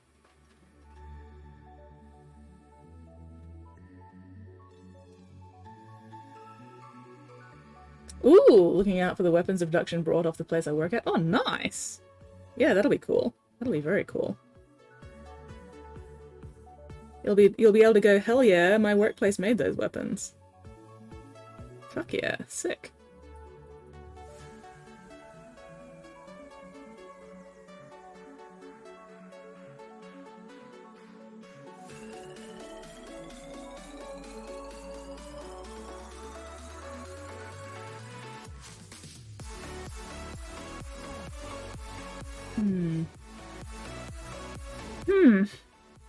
I'm happy with this side.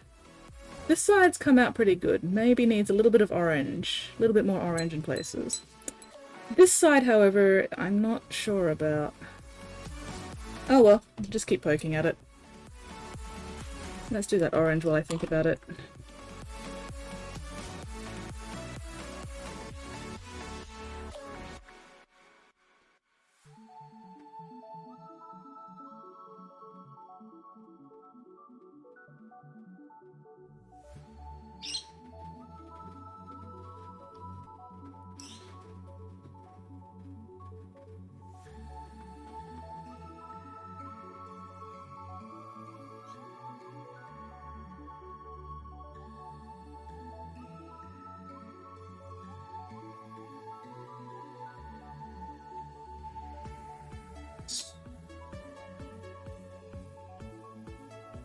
Hello, Spotty, how are you going? What are you up to today? Oh, no, that's too strong. There we go.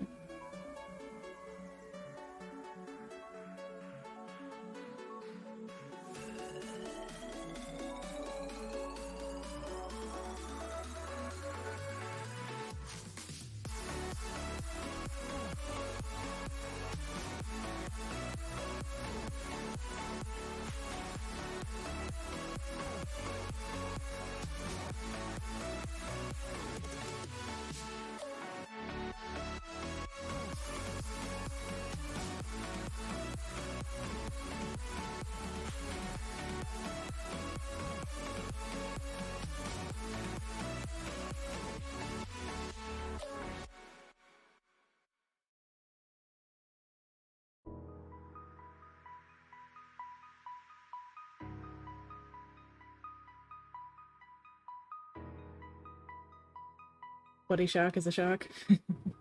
No clue? Yeah, that sounds about right. Some days just be like that. Hey, it's just like, what am I doing today? I have no fucking idea. And then nothing gets done. And that's okay.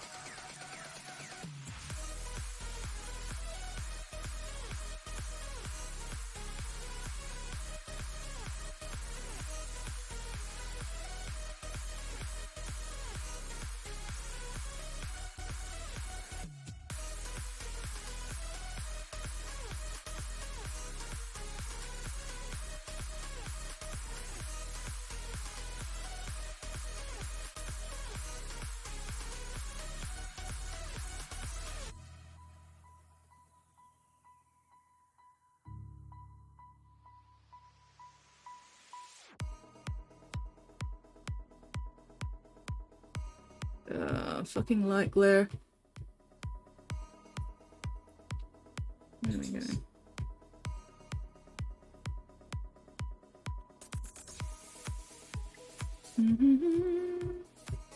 Spotty shark do do do do do, spotty shark do do do do do.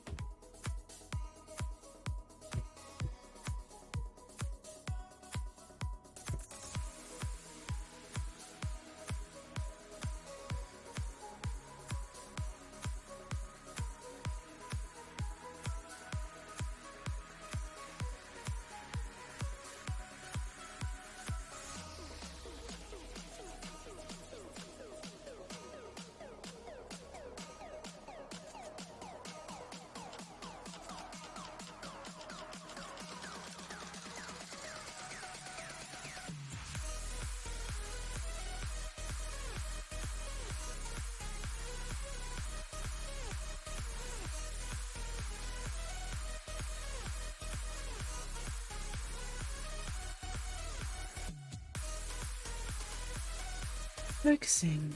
Please stand by.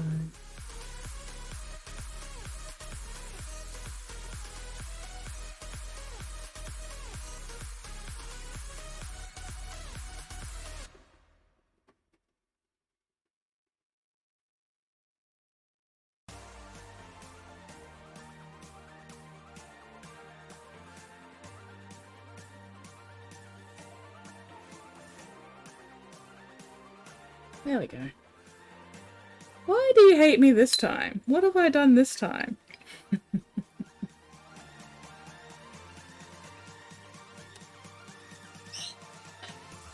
Oof. What have I done to deserve your ire this time? Ugh, why?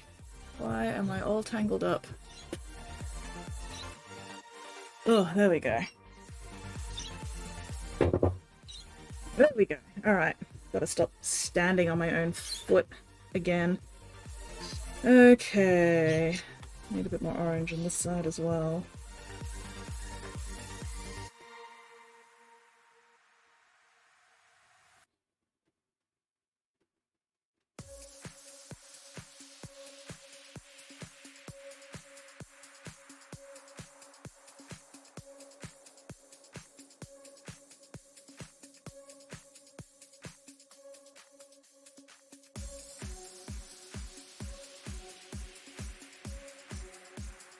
I don't even know what I was singing.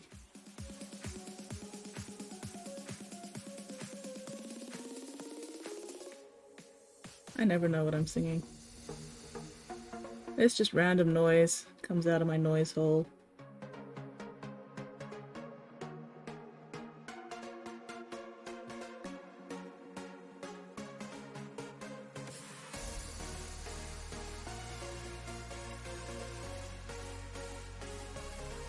Body Shark song. Encore! Encore! I don't know. Spotty might try to murder me if I do an encore. I know it would probably be well deserved.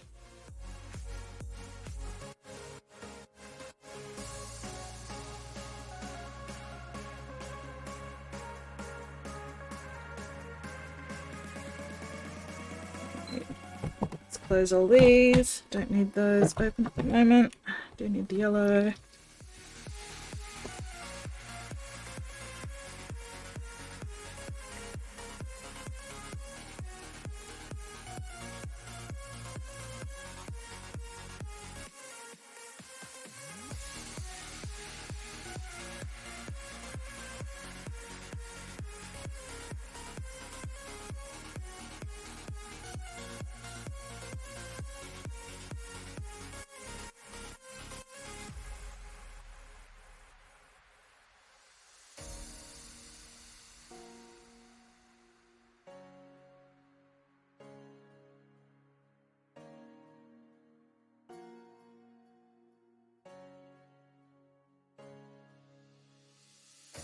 Focusing.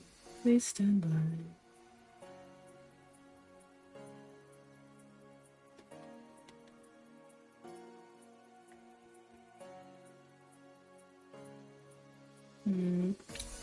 That should probably actually be a bit more orange, but that's okay.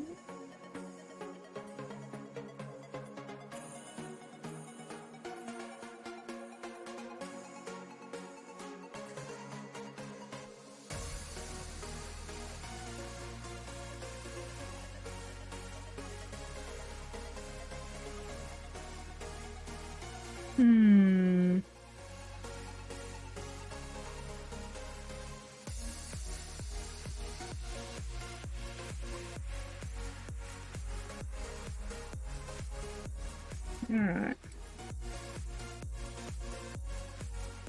I do like it from this angle. Still not happy with it from this angle though. Maybe I should just get some black and start really working in the shadows. Black or purple? Let's try the shyish purple actually.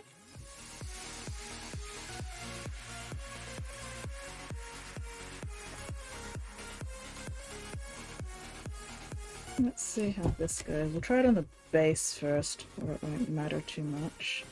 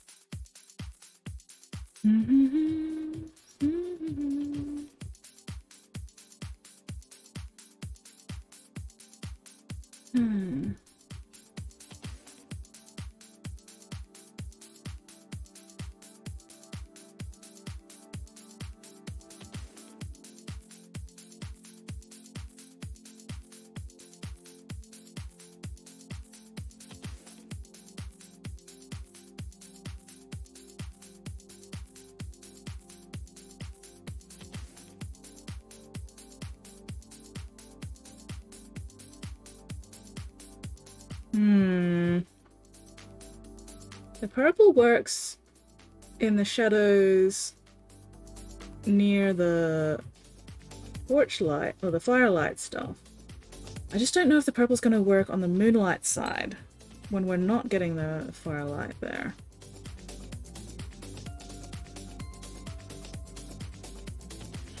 I don't know if I want to risk it. Do I have any other blues? Space Source Grey, Ultramarine Blue is a bit too bright. I don't really have any darker. I could try my Necron Abyss. Just go straight up regular paint blue.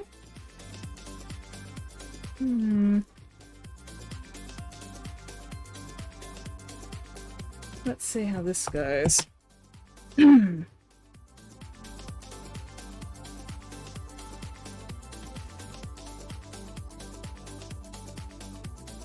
Still can't get over the fact that this blue fucking smells like coffee.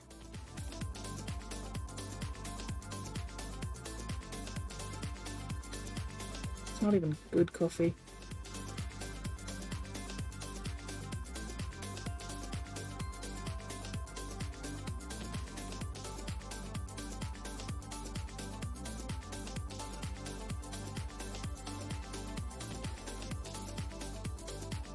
A much more intense dark blue, that's for sure.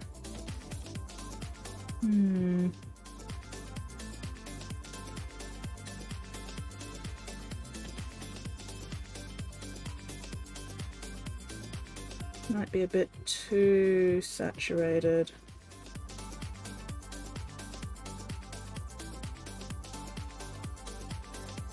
I'll try it on the cloth.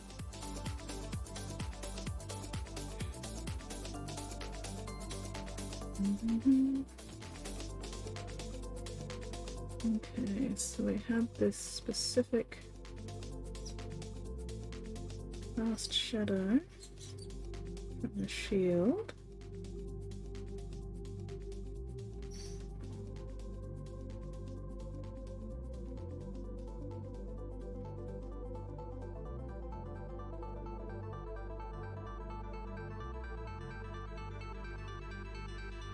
How long does the day stream for? I'll be wrapping up about 5-ish. I have my Dark Heresy game this evening, so I need to leave here around 5:30-ish.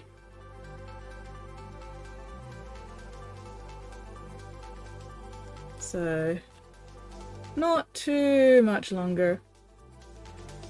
2 hours ago for you, maybe, Vulcan. But so I'll be on for about not quite another hour or so.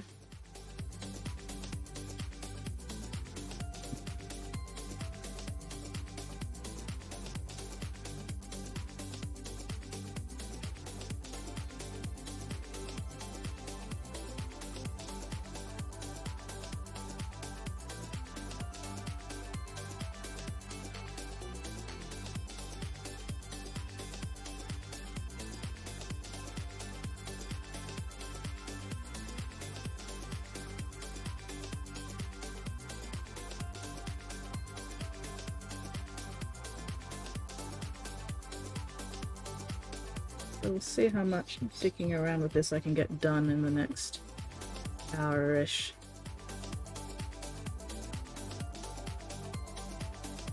Okay. I do like that different shade of blue for the cloth at least.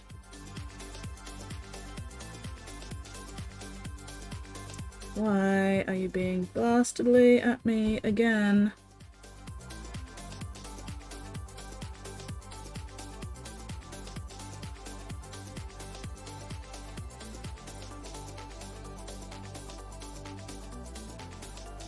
Wait, stream what? What am I streaming?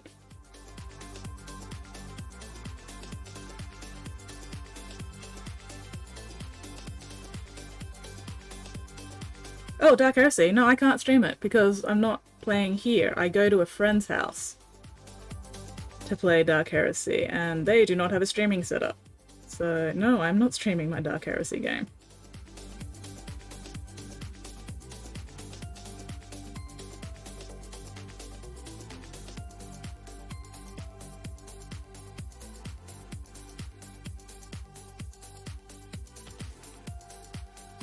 You're weak, Spotty.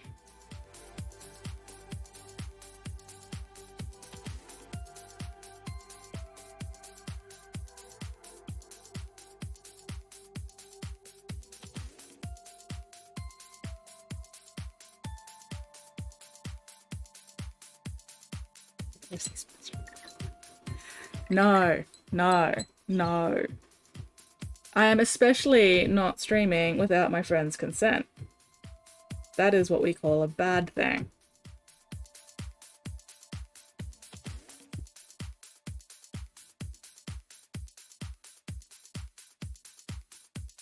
No.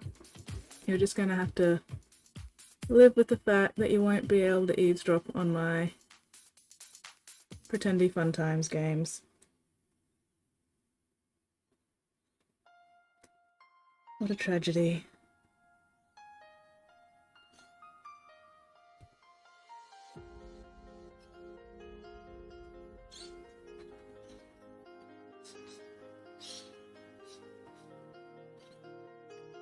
That's fighting words. You're a fighting word, Spotty. Fucking fight me, Spotty. Come at me, bitch. Come at me, bro.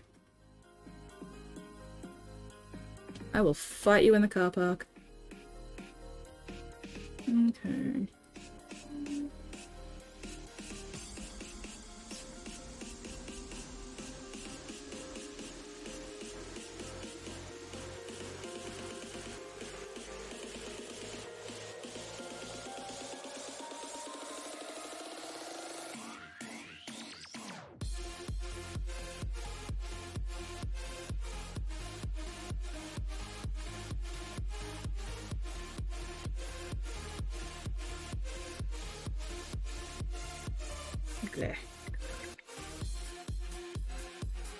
Okay, so I'm going to be using this blue just on cloth and leather, but not on the metallic parts, I think. I need to figure out a different color to use in the metallic parts.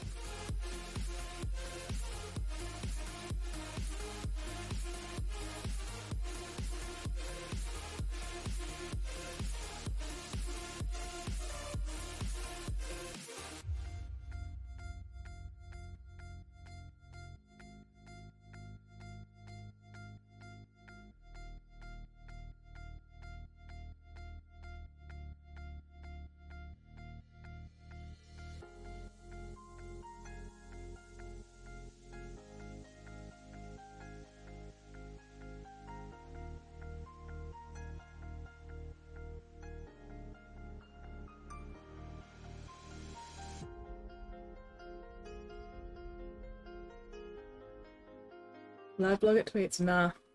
Nah. My Dark Heresy game is a time for me to relax and unwind and stop being on public display. Except for my friends.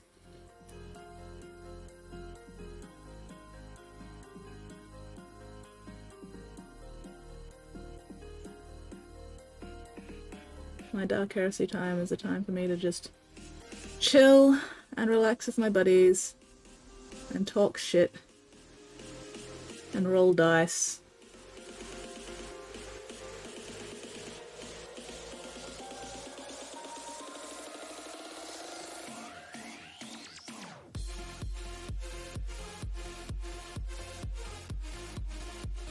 Okay.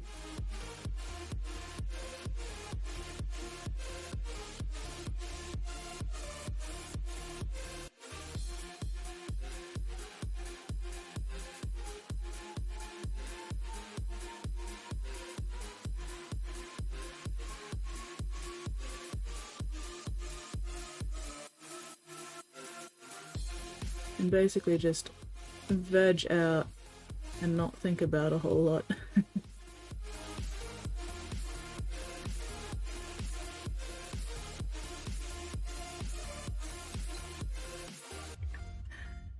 No, No, no, I'm not gonna live blog or tweet my Dark Heresy games because that's effort, and I couldn't be fucked.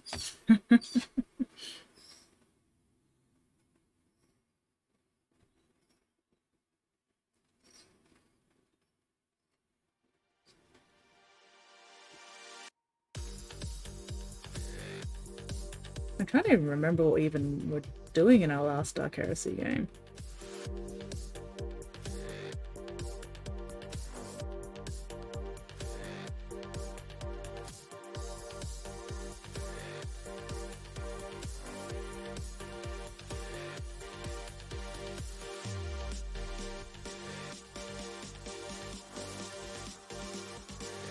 What were we doing? We just travelled through the warp to another sector, I think. And we'd met up with the target of, or a target of our investigations. But they don't realise that they're a target of our investigations because as far as they're concerned, we're just a rogue trader ship who's answered their call to arms for a fight against Xenos. So we're playing along with this until we can figure out more about the current situation. That's right. So we could potentially be getting into combat tonight. Maybe. Hopefully. It's been a while. It has been a long time since we've actually had any fucking combat. So I'm looking forward to getting into a fight. Start a fight.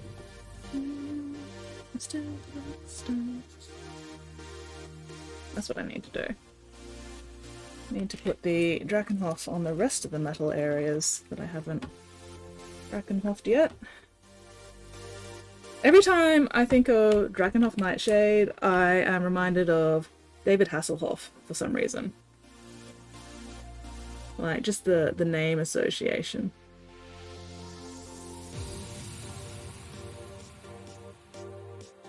Which is honestly a little annoying. But oh well, here we are.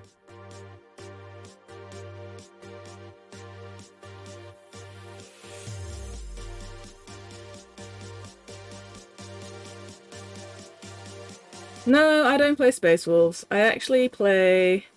I've got two characters in this game. One of them's a regular human. Well, I say regular, but she's actually a pariah. A null, a psychic blank. And my other character is one of my own chapter's librarians. So I've got my own chapter called the Shadowed Suns, which are basically just loyalist Thousand Suns who've travelled through time. But anyway, not important.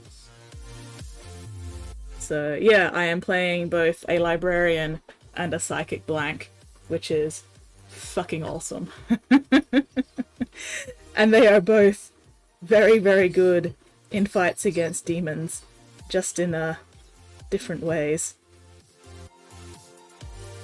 And if my blank turns off her suppressor color, my poor librarian gets headaches and nosebleeds if he's too close. So he's got to make sure to keep his distance from my blank when they're in the same area together. Like, as long as my blank has her suppression color on, it's fine. But every now and then it's like, oh, okay, we've got to turn the suppression color off. All right, make sure the librarian's not in range. Or sometimes he is in range and he just has to deal with it, which is also very funny.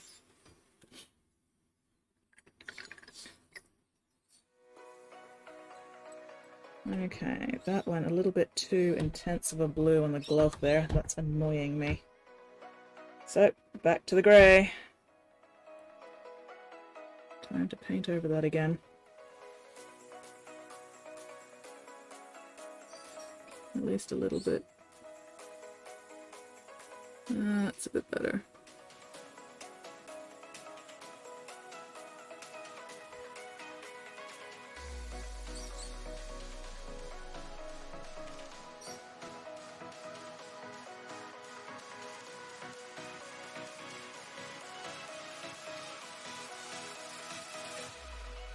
So yeah, and they're both working for an Inquisitor who's hunting down a group of pirates who stole a bunch of relics from his shrine world.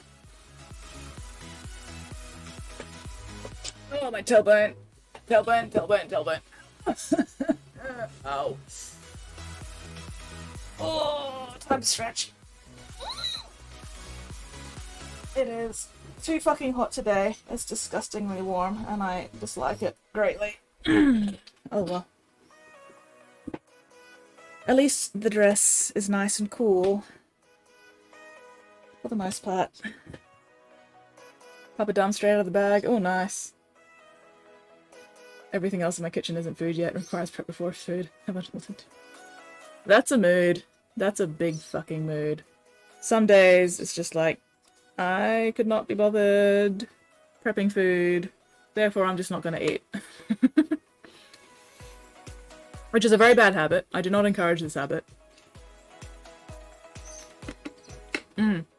It's why I tend to always have frozen meals in my freezer, so if I'm too tired or just not enough spoons, I can just stick one of those into the microwave for a couple of minutes and then forget about it for a few minutes and then get back to it, and he's like, oh, surprise food! Food is ready! Yay!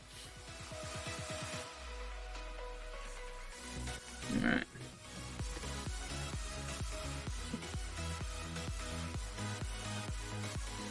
Should have had some leftovers and microwave meals ready. Yeah, leftovers are good as well. But even leftovers sometimes are just too much effort because you've got to, you know, get the leftovers out of the container and put them on a plate or whatever. I mean, depending what kind of leftovers and how much they are. Sometimes you can just shove the entire container of leftovers into the microwave and call it good, but other times not so much.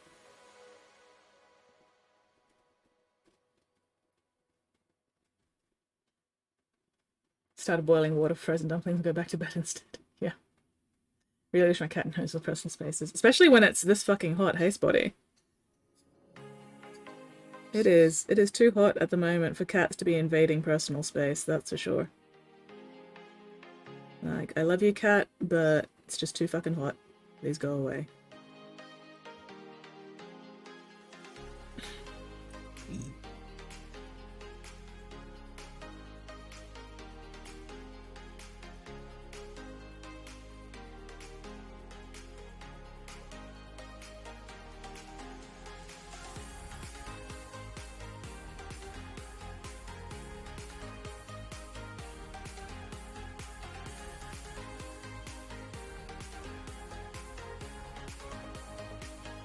Okay. Guess who is currently doing that? Your cat! Did I guess right, Spotty? Do I win a prize for guessing right?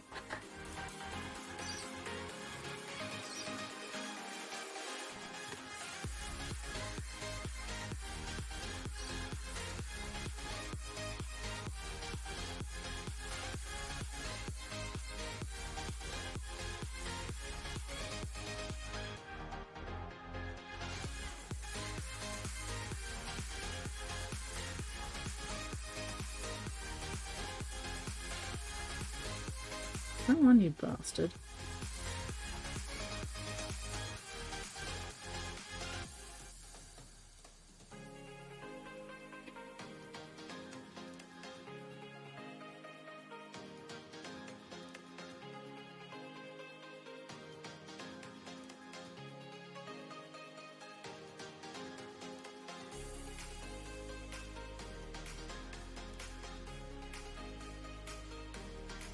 Not as bad as the dogs wanting hugs.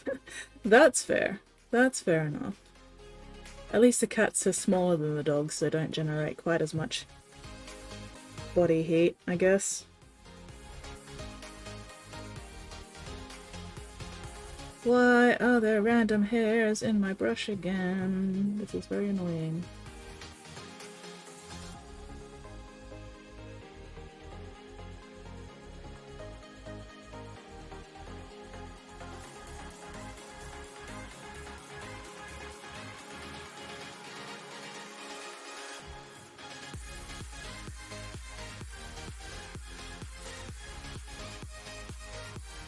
Okay.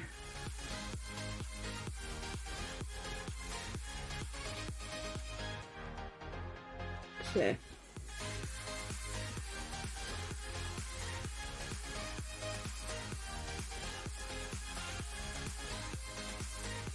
Do I know what I'm doing? Absolutely f***ing not.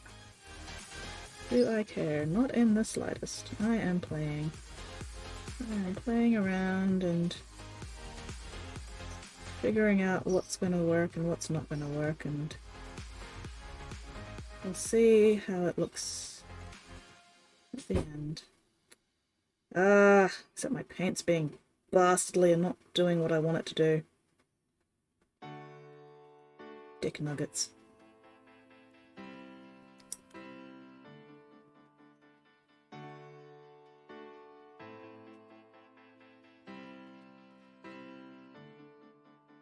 Dick nuggets. There we go.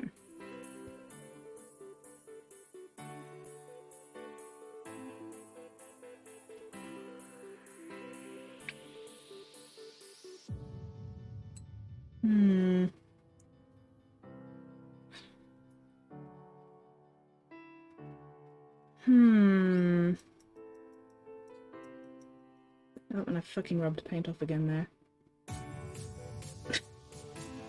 Stan's saying that's something to... Oh no, poor Spotty. Rip your nuts, Spotty. I shouldn't laugh, but I'm going to, because I'm a bastard like that. Sorry, Spotty.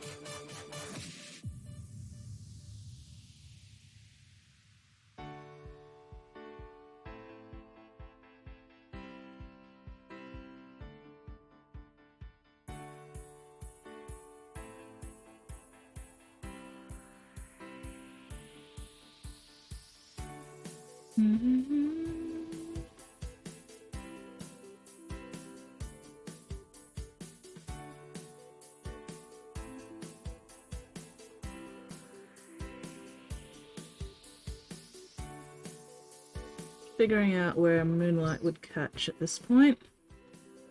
Still lying. Lining, I know the dogs care about me. That's good. That's good. What about the cats? Do you know if the cats care about you, or are they just, you know, cats? That went on a bit too much, but that's dried already. Oh well, doesn't matter.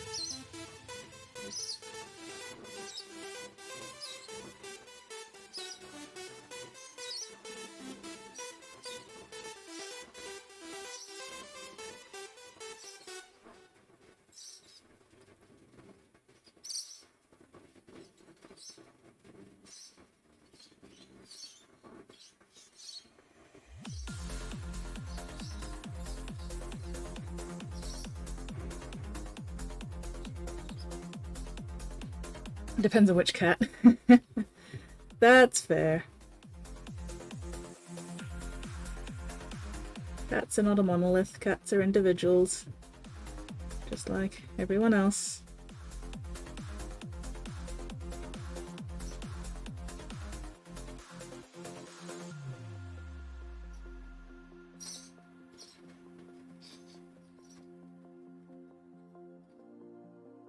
I'm an individual, just like everybody else.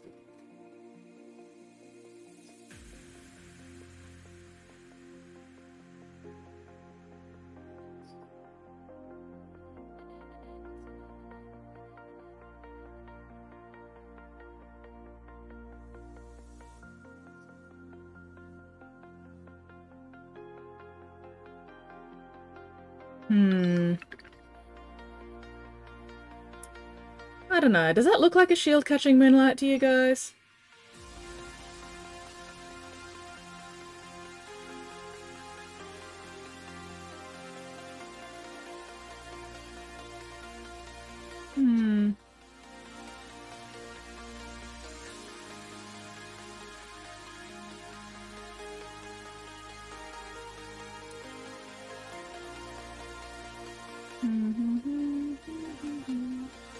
Oh.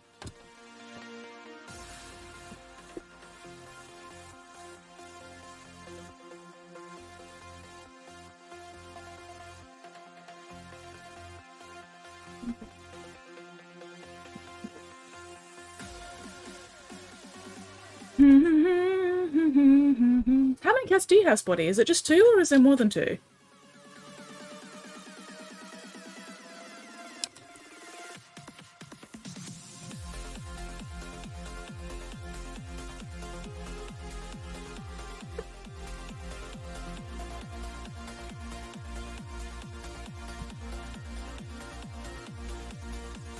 Three. Okay. 3 cats. Alright. Well, which ones care about you and which ones don't? Tell me about your kitties.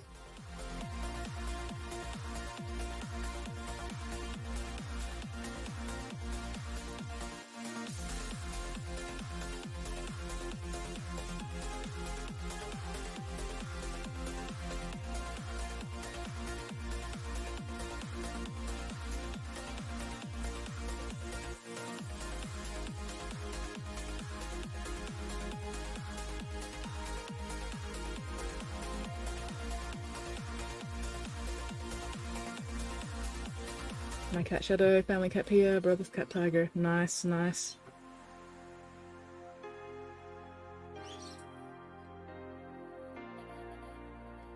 So which one cares for you the most?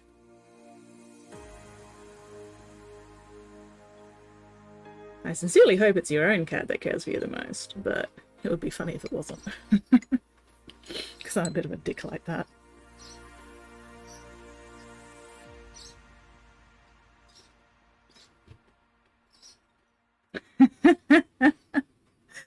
Oh dear.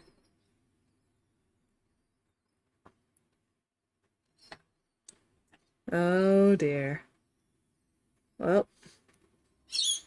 you gotta tell me details, Spotty. Don't leave me hanging in suspense here.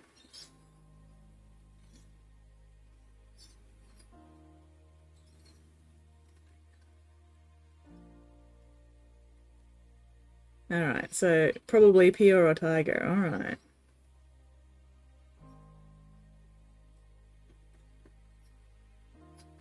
So who does your cat care for, if anybody? Or care about, or whatever?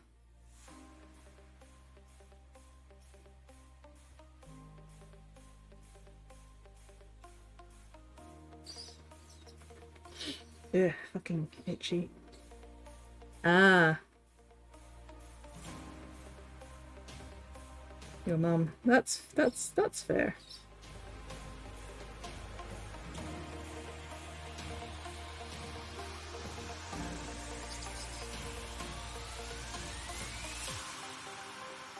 My cat cares for everyone. She's a compassion slut.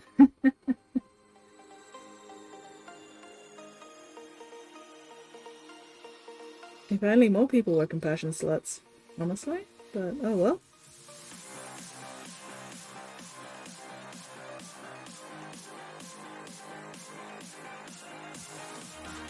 Yeah, it was short of a pain in the ass, I didn't know. Oh, that's amazing. That's fantastic. Pain in ass. That's glorious. I love it.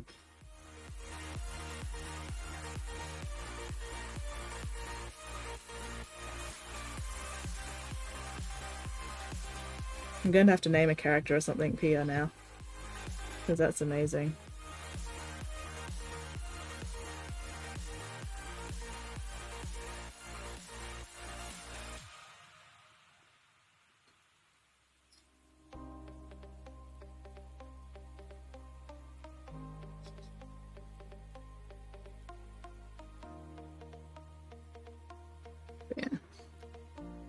What do you guys reckon? Does that look like a shield catching moonlight? You know, does that... How's that looking? I've been staring at it too long. I've lost all ability to critically judge it.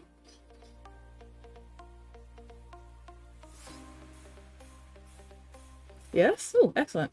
When I picked up the breed, I was like, even for the breed, she's super affectionate. Nice.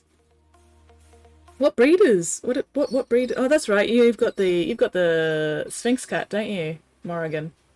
Looks good to me. Thank you, Leroy.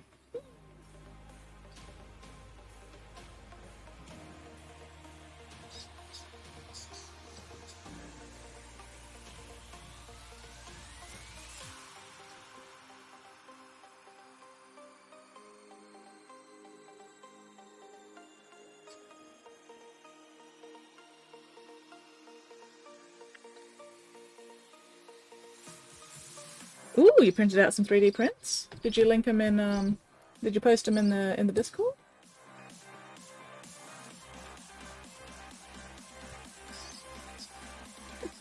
Delightful and informative. Excellent.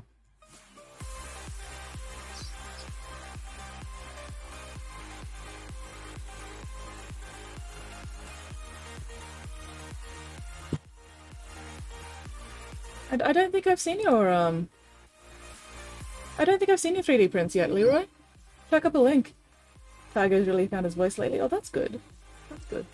Morrigan is saying, link is a photo of us. Where's the link? Oh no, wait, there it is. I just had to scroll up.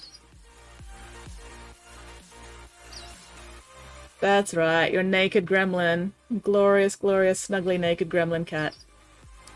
Yay, kitty.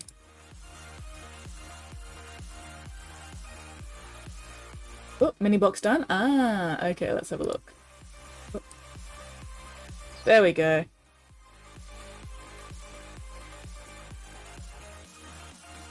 Oh, nice. Those are definitely some demonic looking boys there. Very cool. Have a like. I like the shape of the swords. Very nice. Very nice. Still need to adjust the files for future release. It's coming along good though. I like the shape of the swords and the horns. Very nice. Paint job was totally rushed though, yeah. All good. I mean, it's just a test, so as long as the test has tested what you need tested, then it's all good. Little flightless bat. Naked gremlin criminal kitty. No, I reckon the main reason your cat likes snuggles so much is because they're cold and they're just leeching your body heat. But that's okay. That's alright. Nothing wrong with that. Okay, I still need to work on this lion pauldron up here because I've been neglecting it a bit on this side.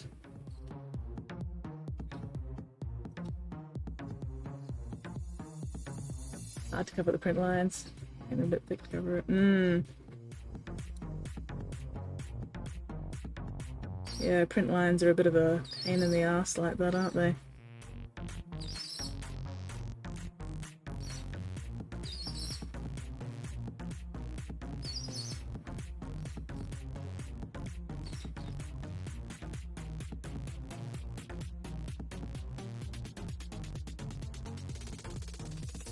For a moment I was like, damn, my fan has suddenly gotten louder, and then I realized somebody's mowing the lawn nearby.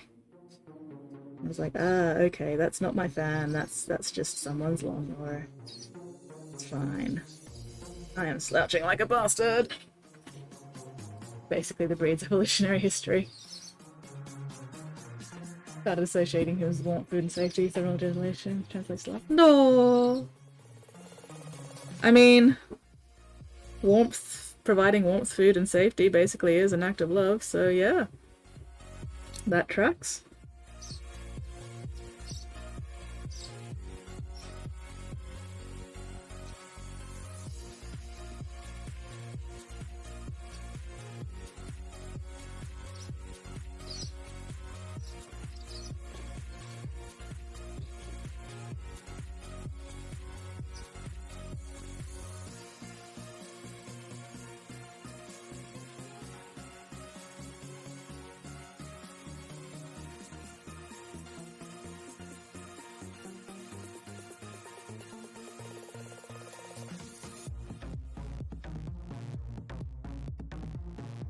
God, this fucking lion-headed pauldron is a pain in the goddamn ass.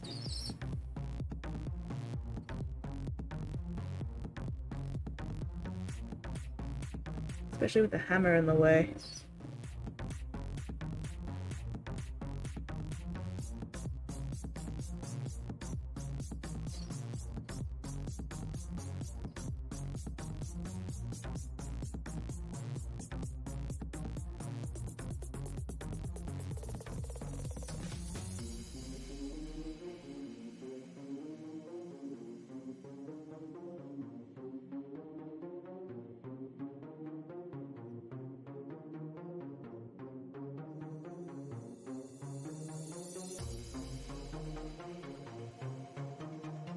That's just birds outside. I don't own any pets.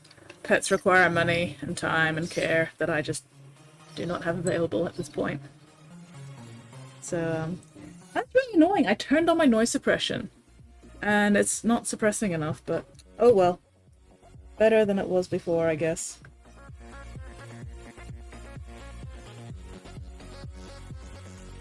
Yeah, are you guys hearing the lawnmower? Like, you're obviously hearing the birds if you're asking me about a budgie.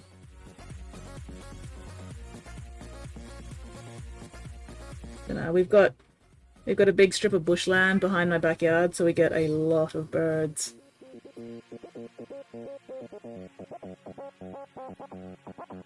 You should hear the fucking kookaburras when they get going, holy crap.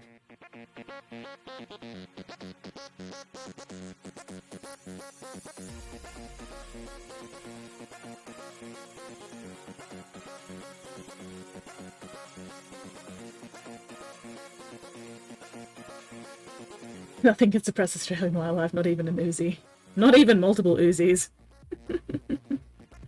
Fucking emu war. Never gonna live that down.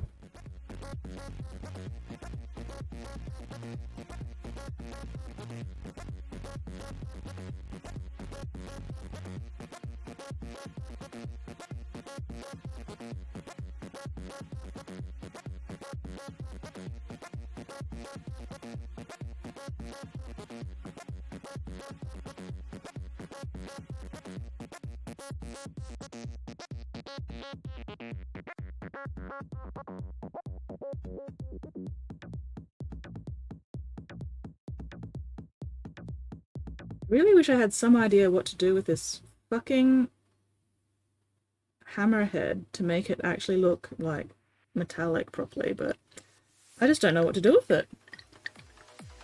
Oof, gonna sleep early. No worries, Leroy. You have a most excellent night, evening, time zone, whatever. And I'll probably be wrapping up in about 15-20 minutes anyway, so you won't be missing much.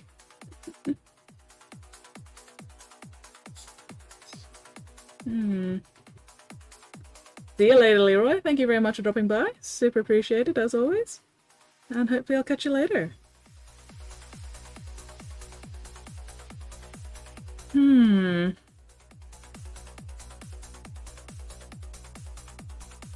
I really don't know what to do with this hammer.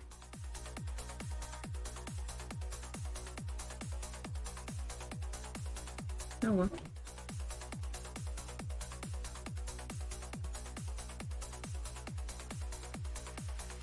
Get those edge highlights in at least.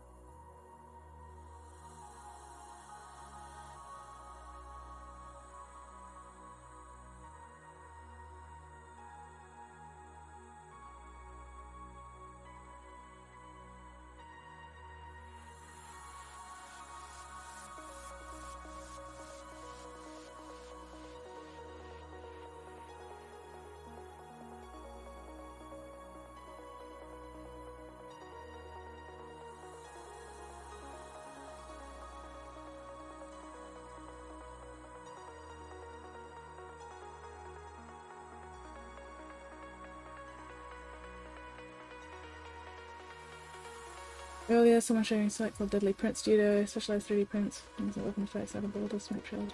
Ooh, yeah. I can start it up duping compositions.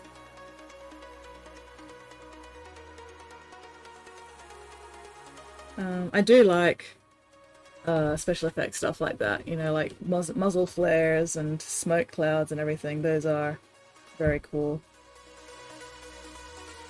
But I personally would just model them myself because I don't like having to wait for shit to arrive.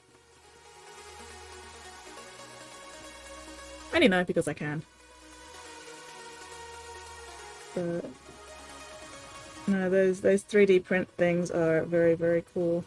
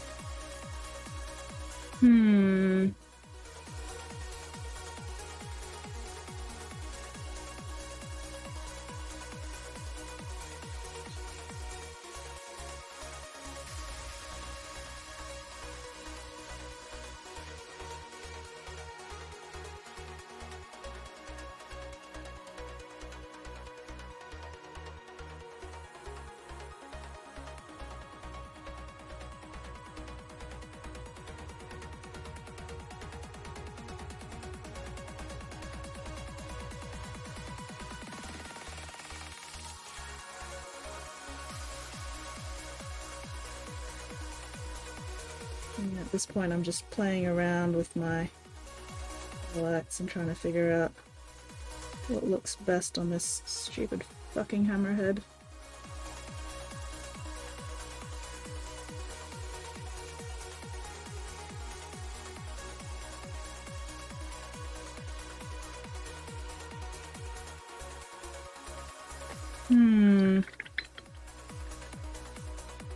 Print in clear resin. Ooh! Lead lit models. Oh, nice. Not learning the task. Like, yeah, if there's somewhere where you can get what you need without having to make it yourself, then 100%. That is probably the most efficient way to do things. Oh, excuse me.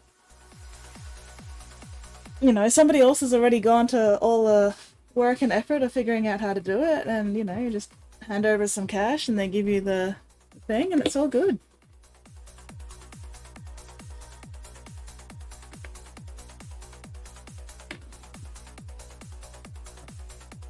Ugh.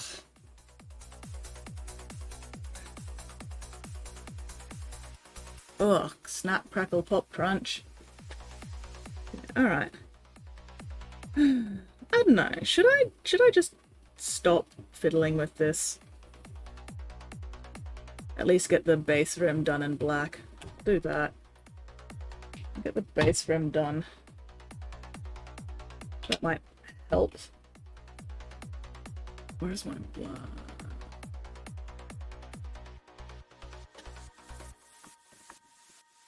Oh, come here, you bastard. There we go. Okay, so where's my base rim painting thing? Go. Go. Alright. Hang on, that's not super attached, so let's just... There we go, that's better. Okay. Let's see how much fucking skin juices I've gotten onto this base rim. Oh, this is going to take a few coats. I probably should be using a bigger brush. Oh, well.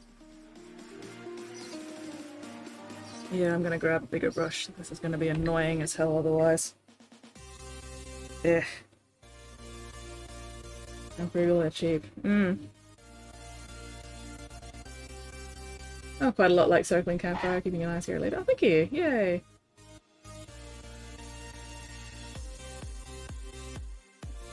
Yeah. Well, I'll get the base rim done, and then I'll have another look at it. I think part of the problem is the white base rim's really throwing me off.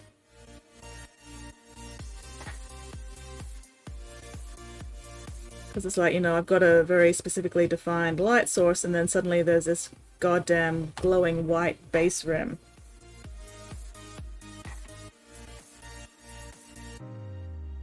There we go, bigger brush makes this a lot easier.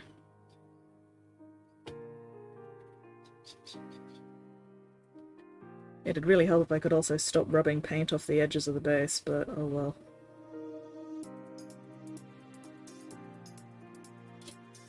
Why is this brush misbehaving?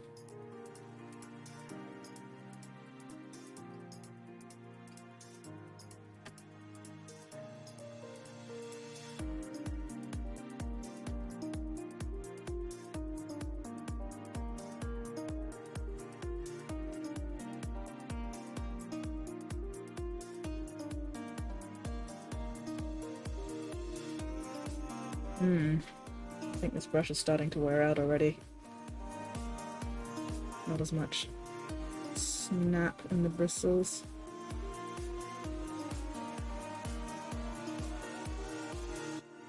But that's okay. I used it a lot for the paint by numbers canvas I did back in August.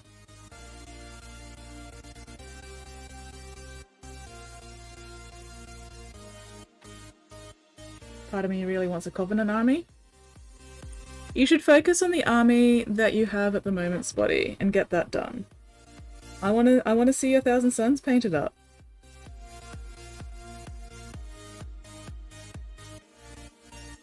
And then you can use the skills and experience you got from painting 1,000 Suns army to make an even cooler Covenant army later.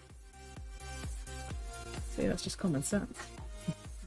It's just forward thinking and forward planning and something, something, something.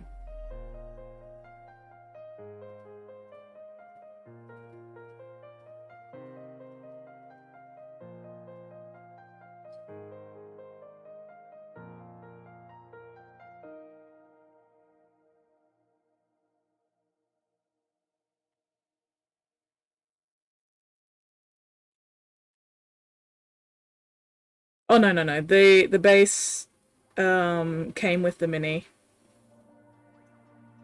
These minis come with beautiful fucking sculpted bases. They're gorgeous. Hang on, I'll show you one of the others in a minute.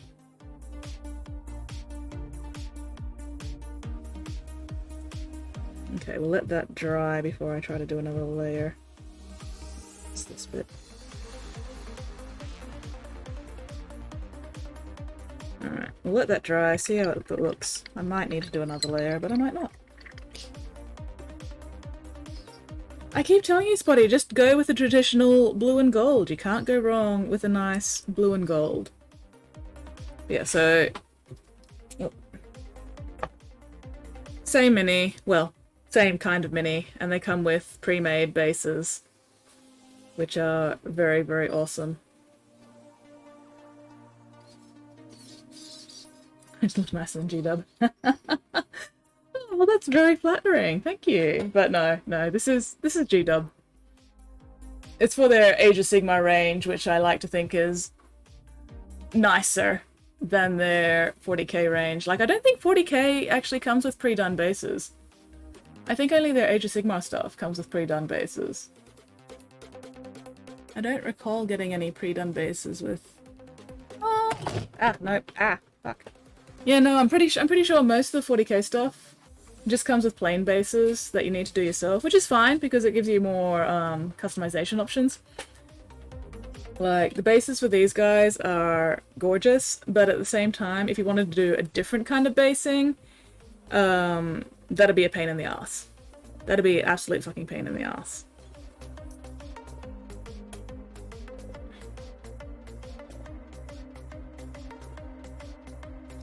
Yeah, the dreadnoughts did come with some pre-done bases. My first dreadnought, hang on, let me find my first dreadnought.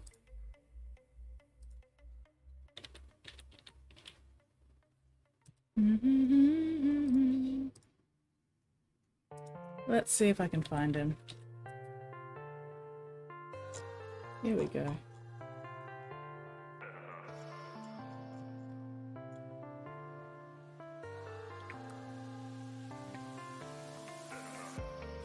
Yeah, so there's my first dreadnought.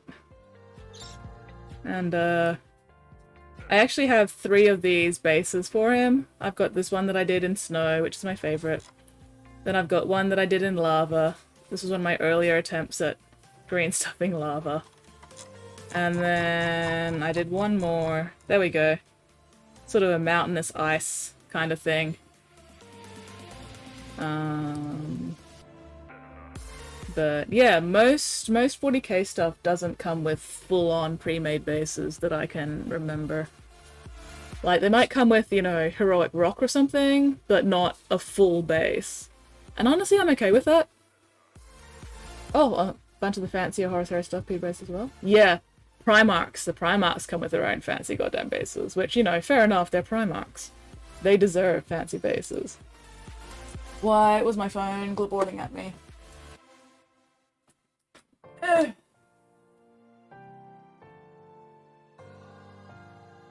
Alright. Sorry, just taking care of messages. Okay, there we go. Ugh. But yeah, anyway. Okay, how's that base room looking? Oof, there's a patch that needs going over.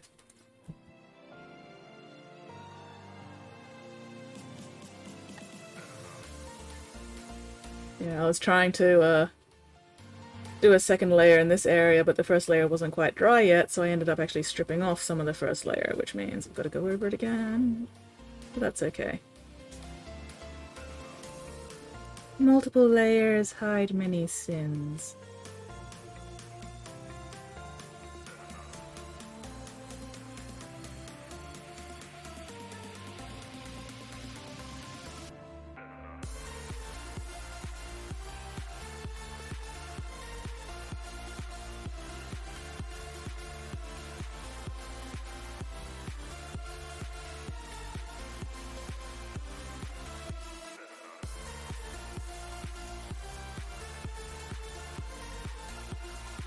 Base slightly there a couple of times. Not too fussed about it. It's minor. Till I am certain on the colour scheme, just gonna pretend they don't exist. Oh, you're gonna do a Magnus on them, Spotty. You're just gonna pretend they don't exist, like how Magnus pretends his sons don't exist.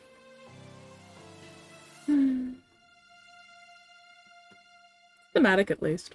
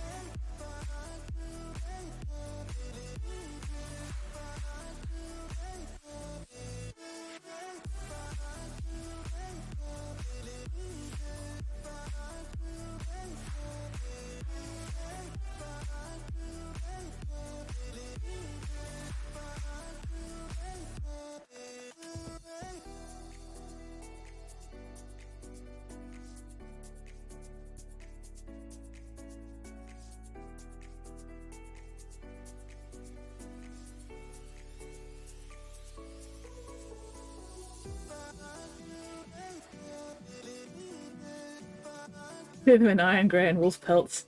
1,000 wolves. Oh my god. Do it. Do it.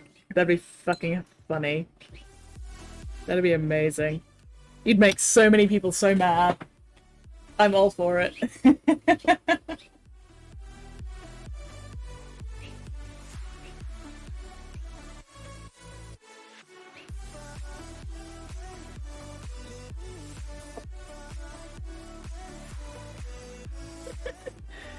1,000 wolves or space suns? Space suns, oh my god. That sounds fucking terrible. Space suns, Jesus fuck. Alright, okay. I think doing the base rim black has helped. A bit. A lot. Let me just get those bits that are white. I don't want them white, I want them blue.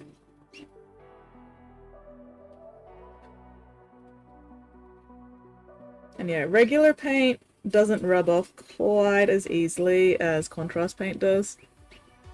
So I'm using regular paint to cover up all the bits where I keep fucking rubbing the paint off.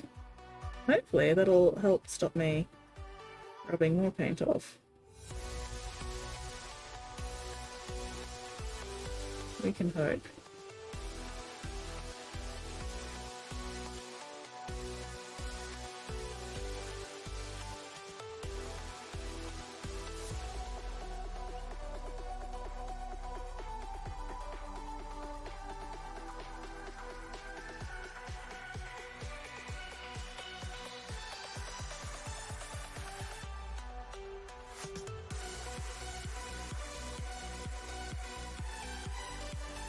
Okay. Cat wants attention again. Well, give your cat attention. Why would you not give your cat attention? So set a source of bony skeleton. Oh, not half buried in rubble. Ooh, nice. Excellent, excellent. Yeah, chuck that up in the resource box in the Discord, and then people will be able to find that again later. Because once the stream's over, I'm not going to be able to find that link again. Speaking of stream being over, I should really start wrapping up soon, because I need to head out of here. Like, I need to actually leave the house at about 5:30. So, we'll do one more little spin around. Come on, get in there. But yeah. Alright. Having the black base rim definitely helps, I think, compared to the white base rim.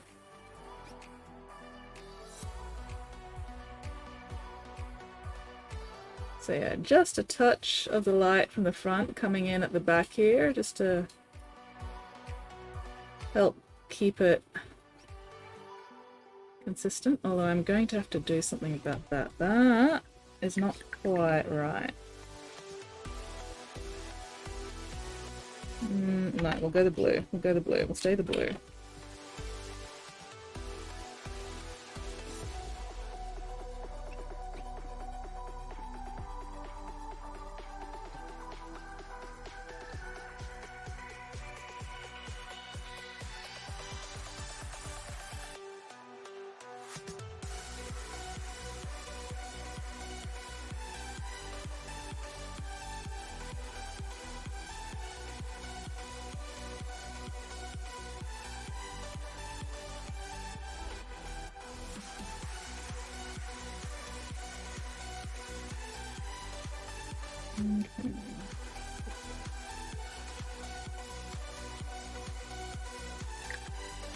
Okay, that's better. Yeah, that's better. Alright. Coming along. Like, I could probably stick a fork in it at this point. Probably. But I'll be fiddling around with it on Friday and probably Sunday stream as well. I want to make an actual campfire on a separate base, because I think that'd just be super cool.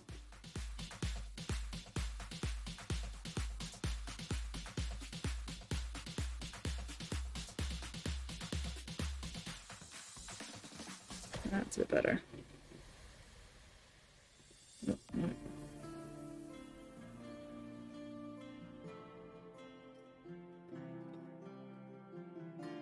Let's make this stuff a bit more orange as well.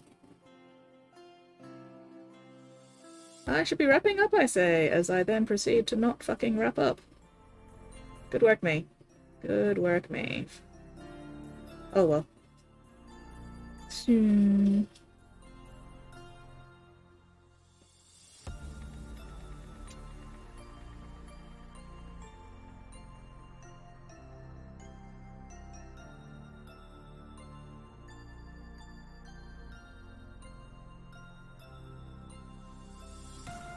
Okay.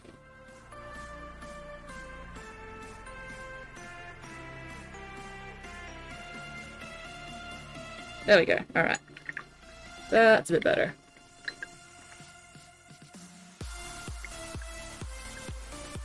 I definitely still want to figure out the back here a bit better. I just feel like it's missing something. I'm not sure what. I'm not sure what. Might even get some painting done. Ooh, painting done is good. Haven't been able to sleep is not good. That is less than good, but oh well. Alright, I'm gonna clean my brushes and then I'm gonna find somebody to raid, maybe, assuming anybody is on today.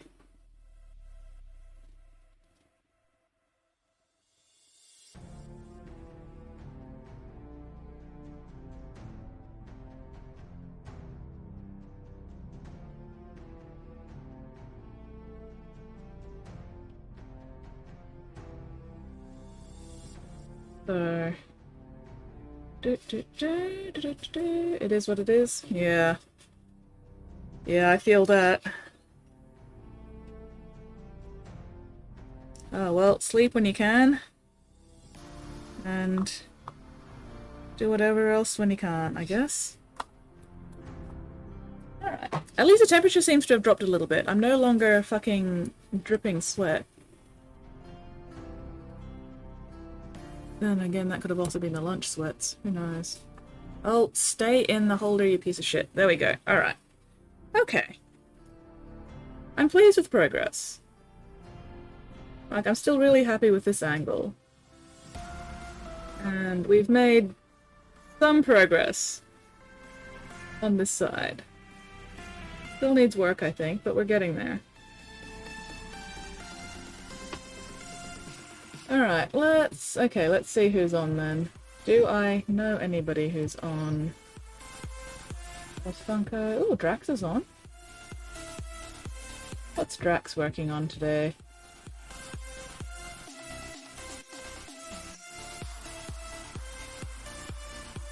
Drax is apparently working on something called a Moon Knight. That looks pretty cool. Alright, yeah, we'll go raid Drax. Introduce you all to somebody new. Maybe. Let me set that up. Okay, there we go. Alright. So, yeah. Okay, we are ready to raid Drax. So thank you very much, everybody, for hanging out with me today. Super appreciated. And, yeah, I will hopefully catch you all next stream tomorrow evening in about 28 hours. See you all later. Look after yourselves, look after each other, and yeah, catch you later. And now we play the waiting for the Aussie lag to catch up game. There we go.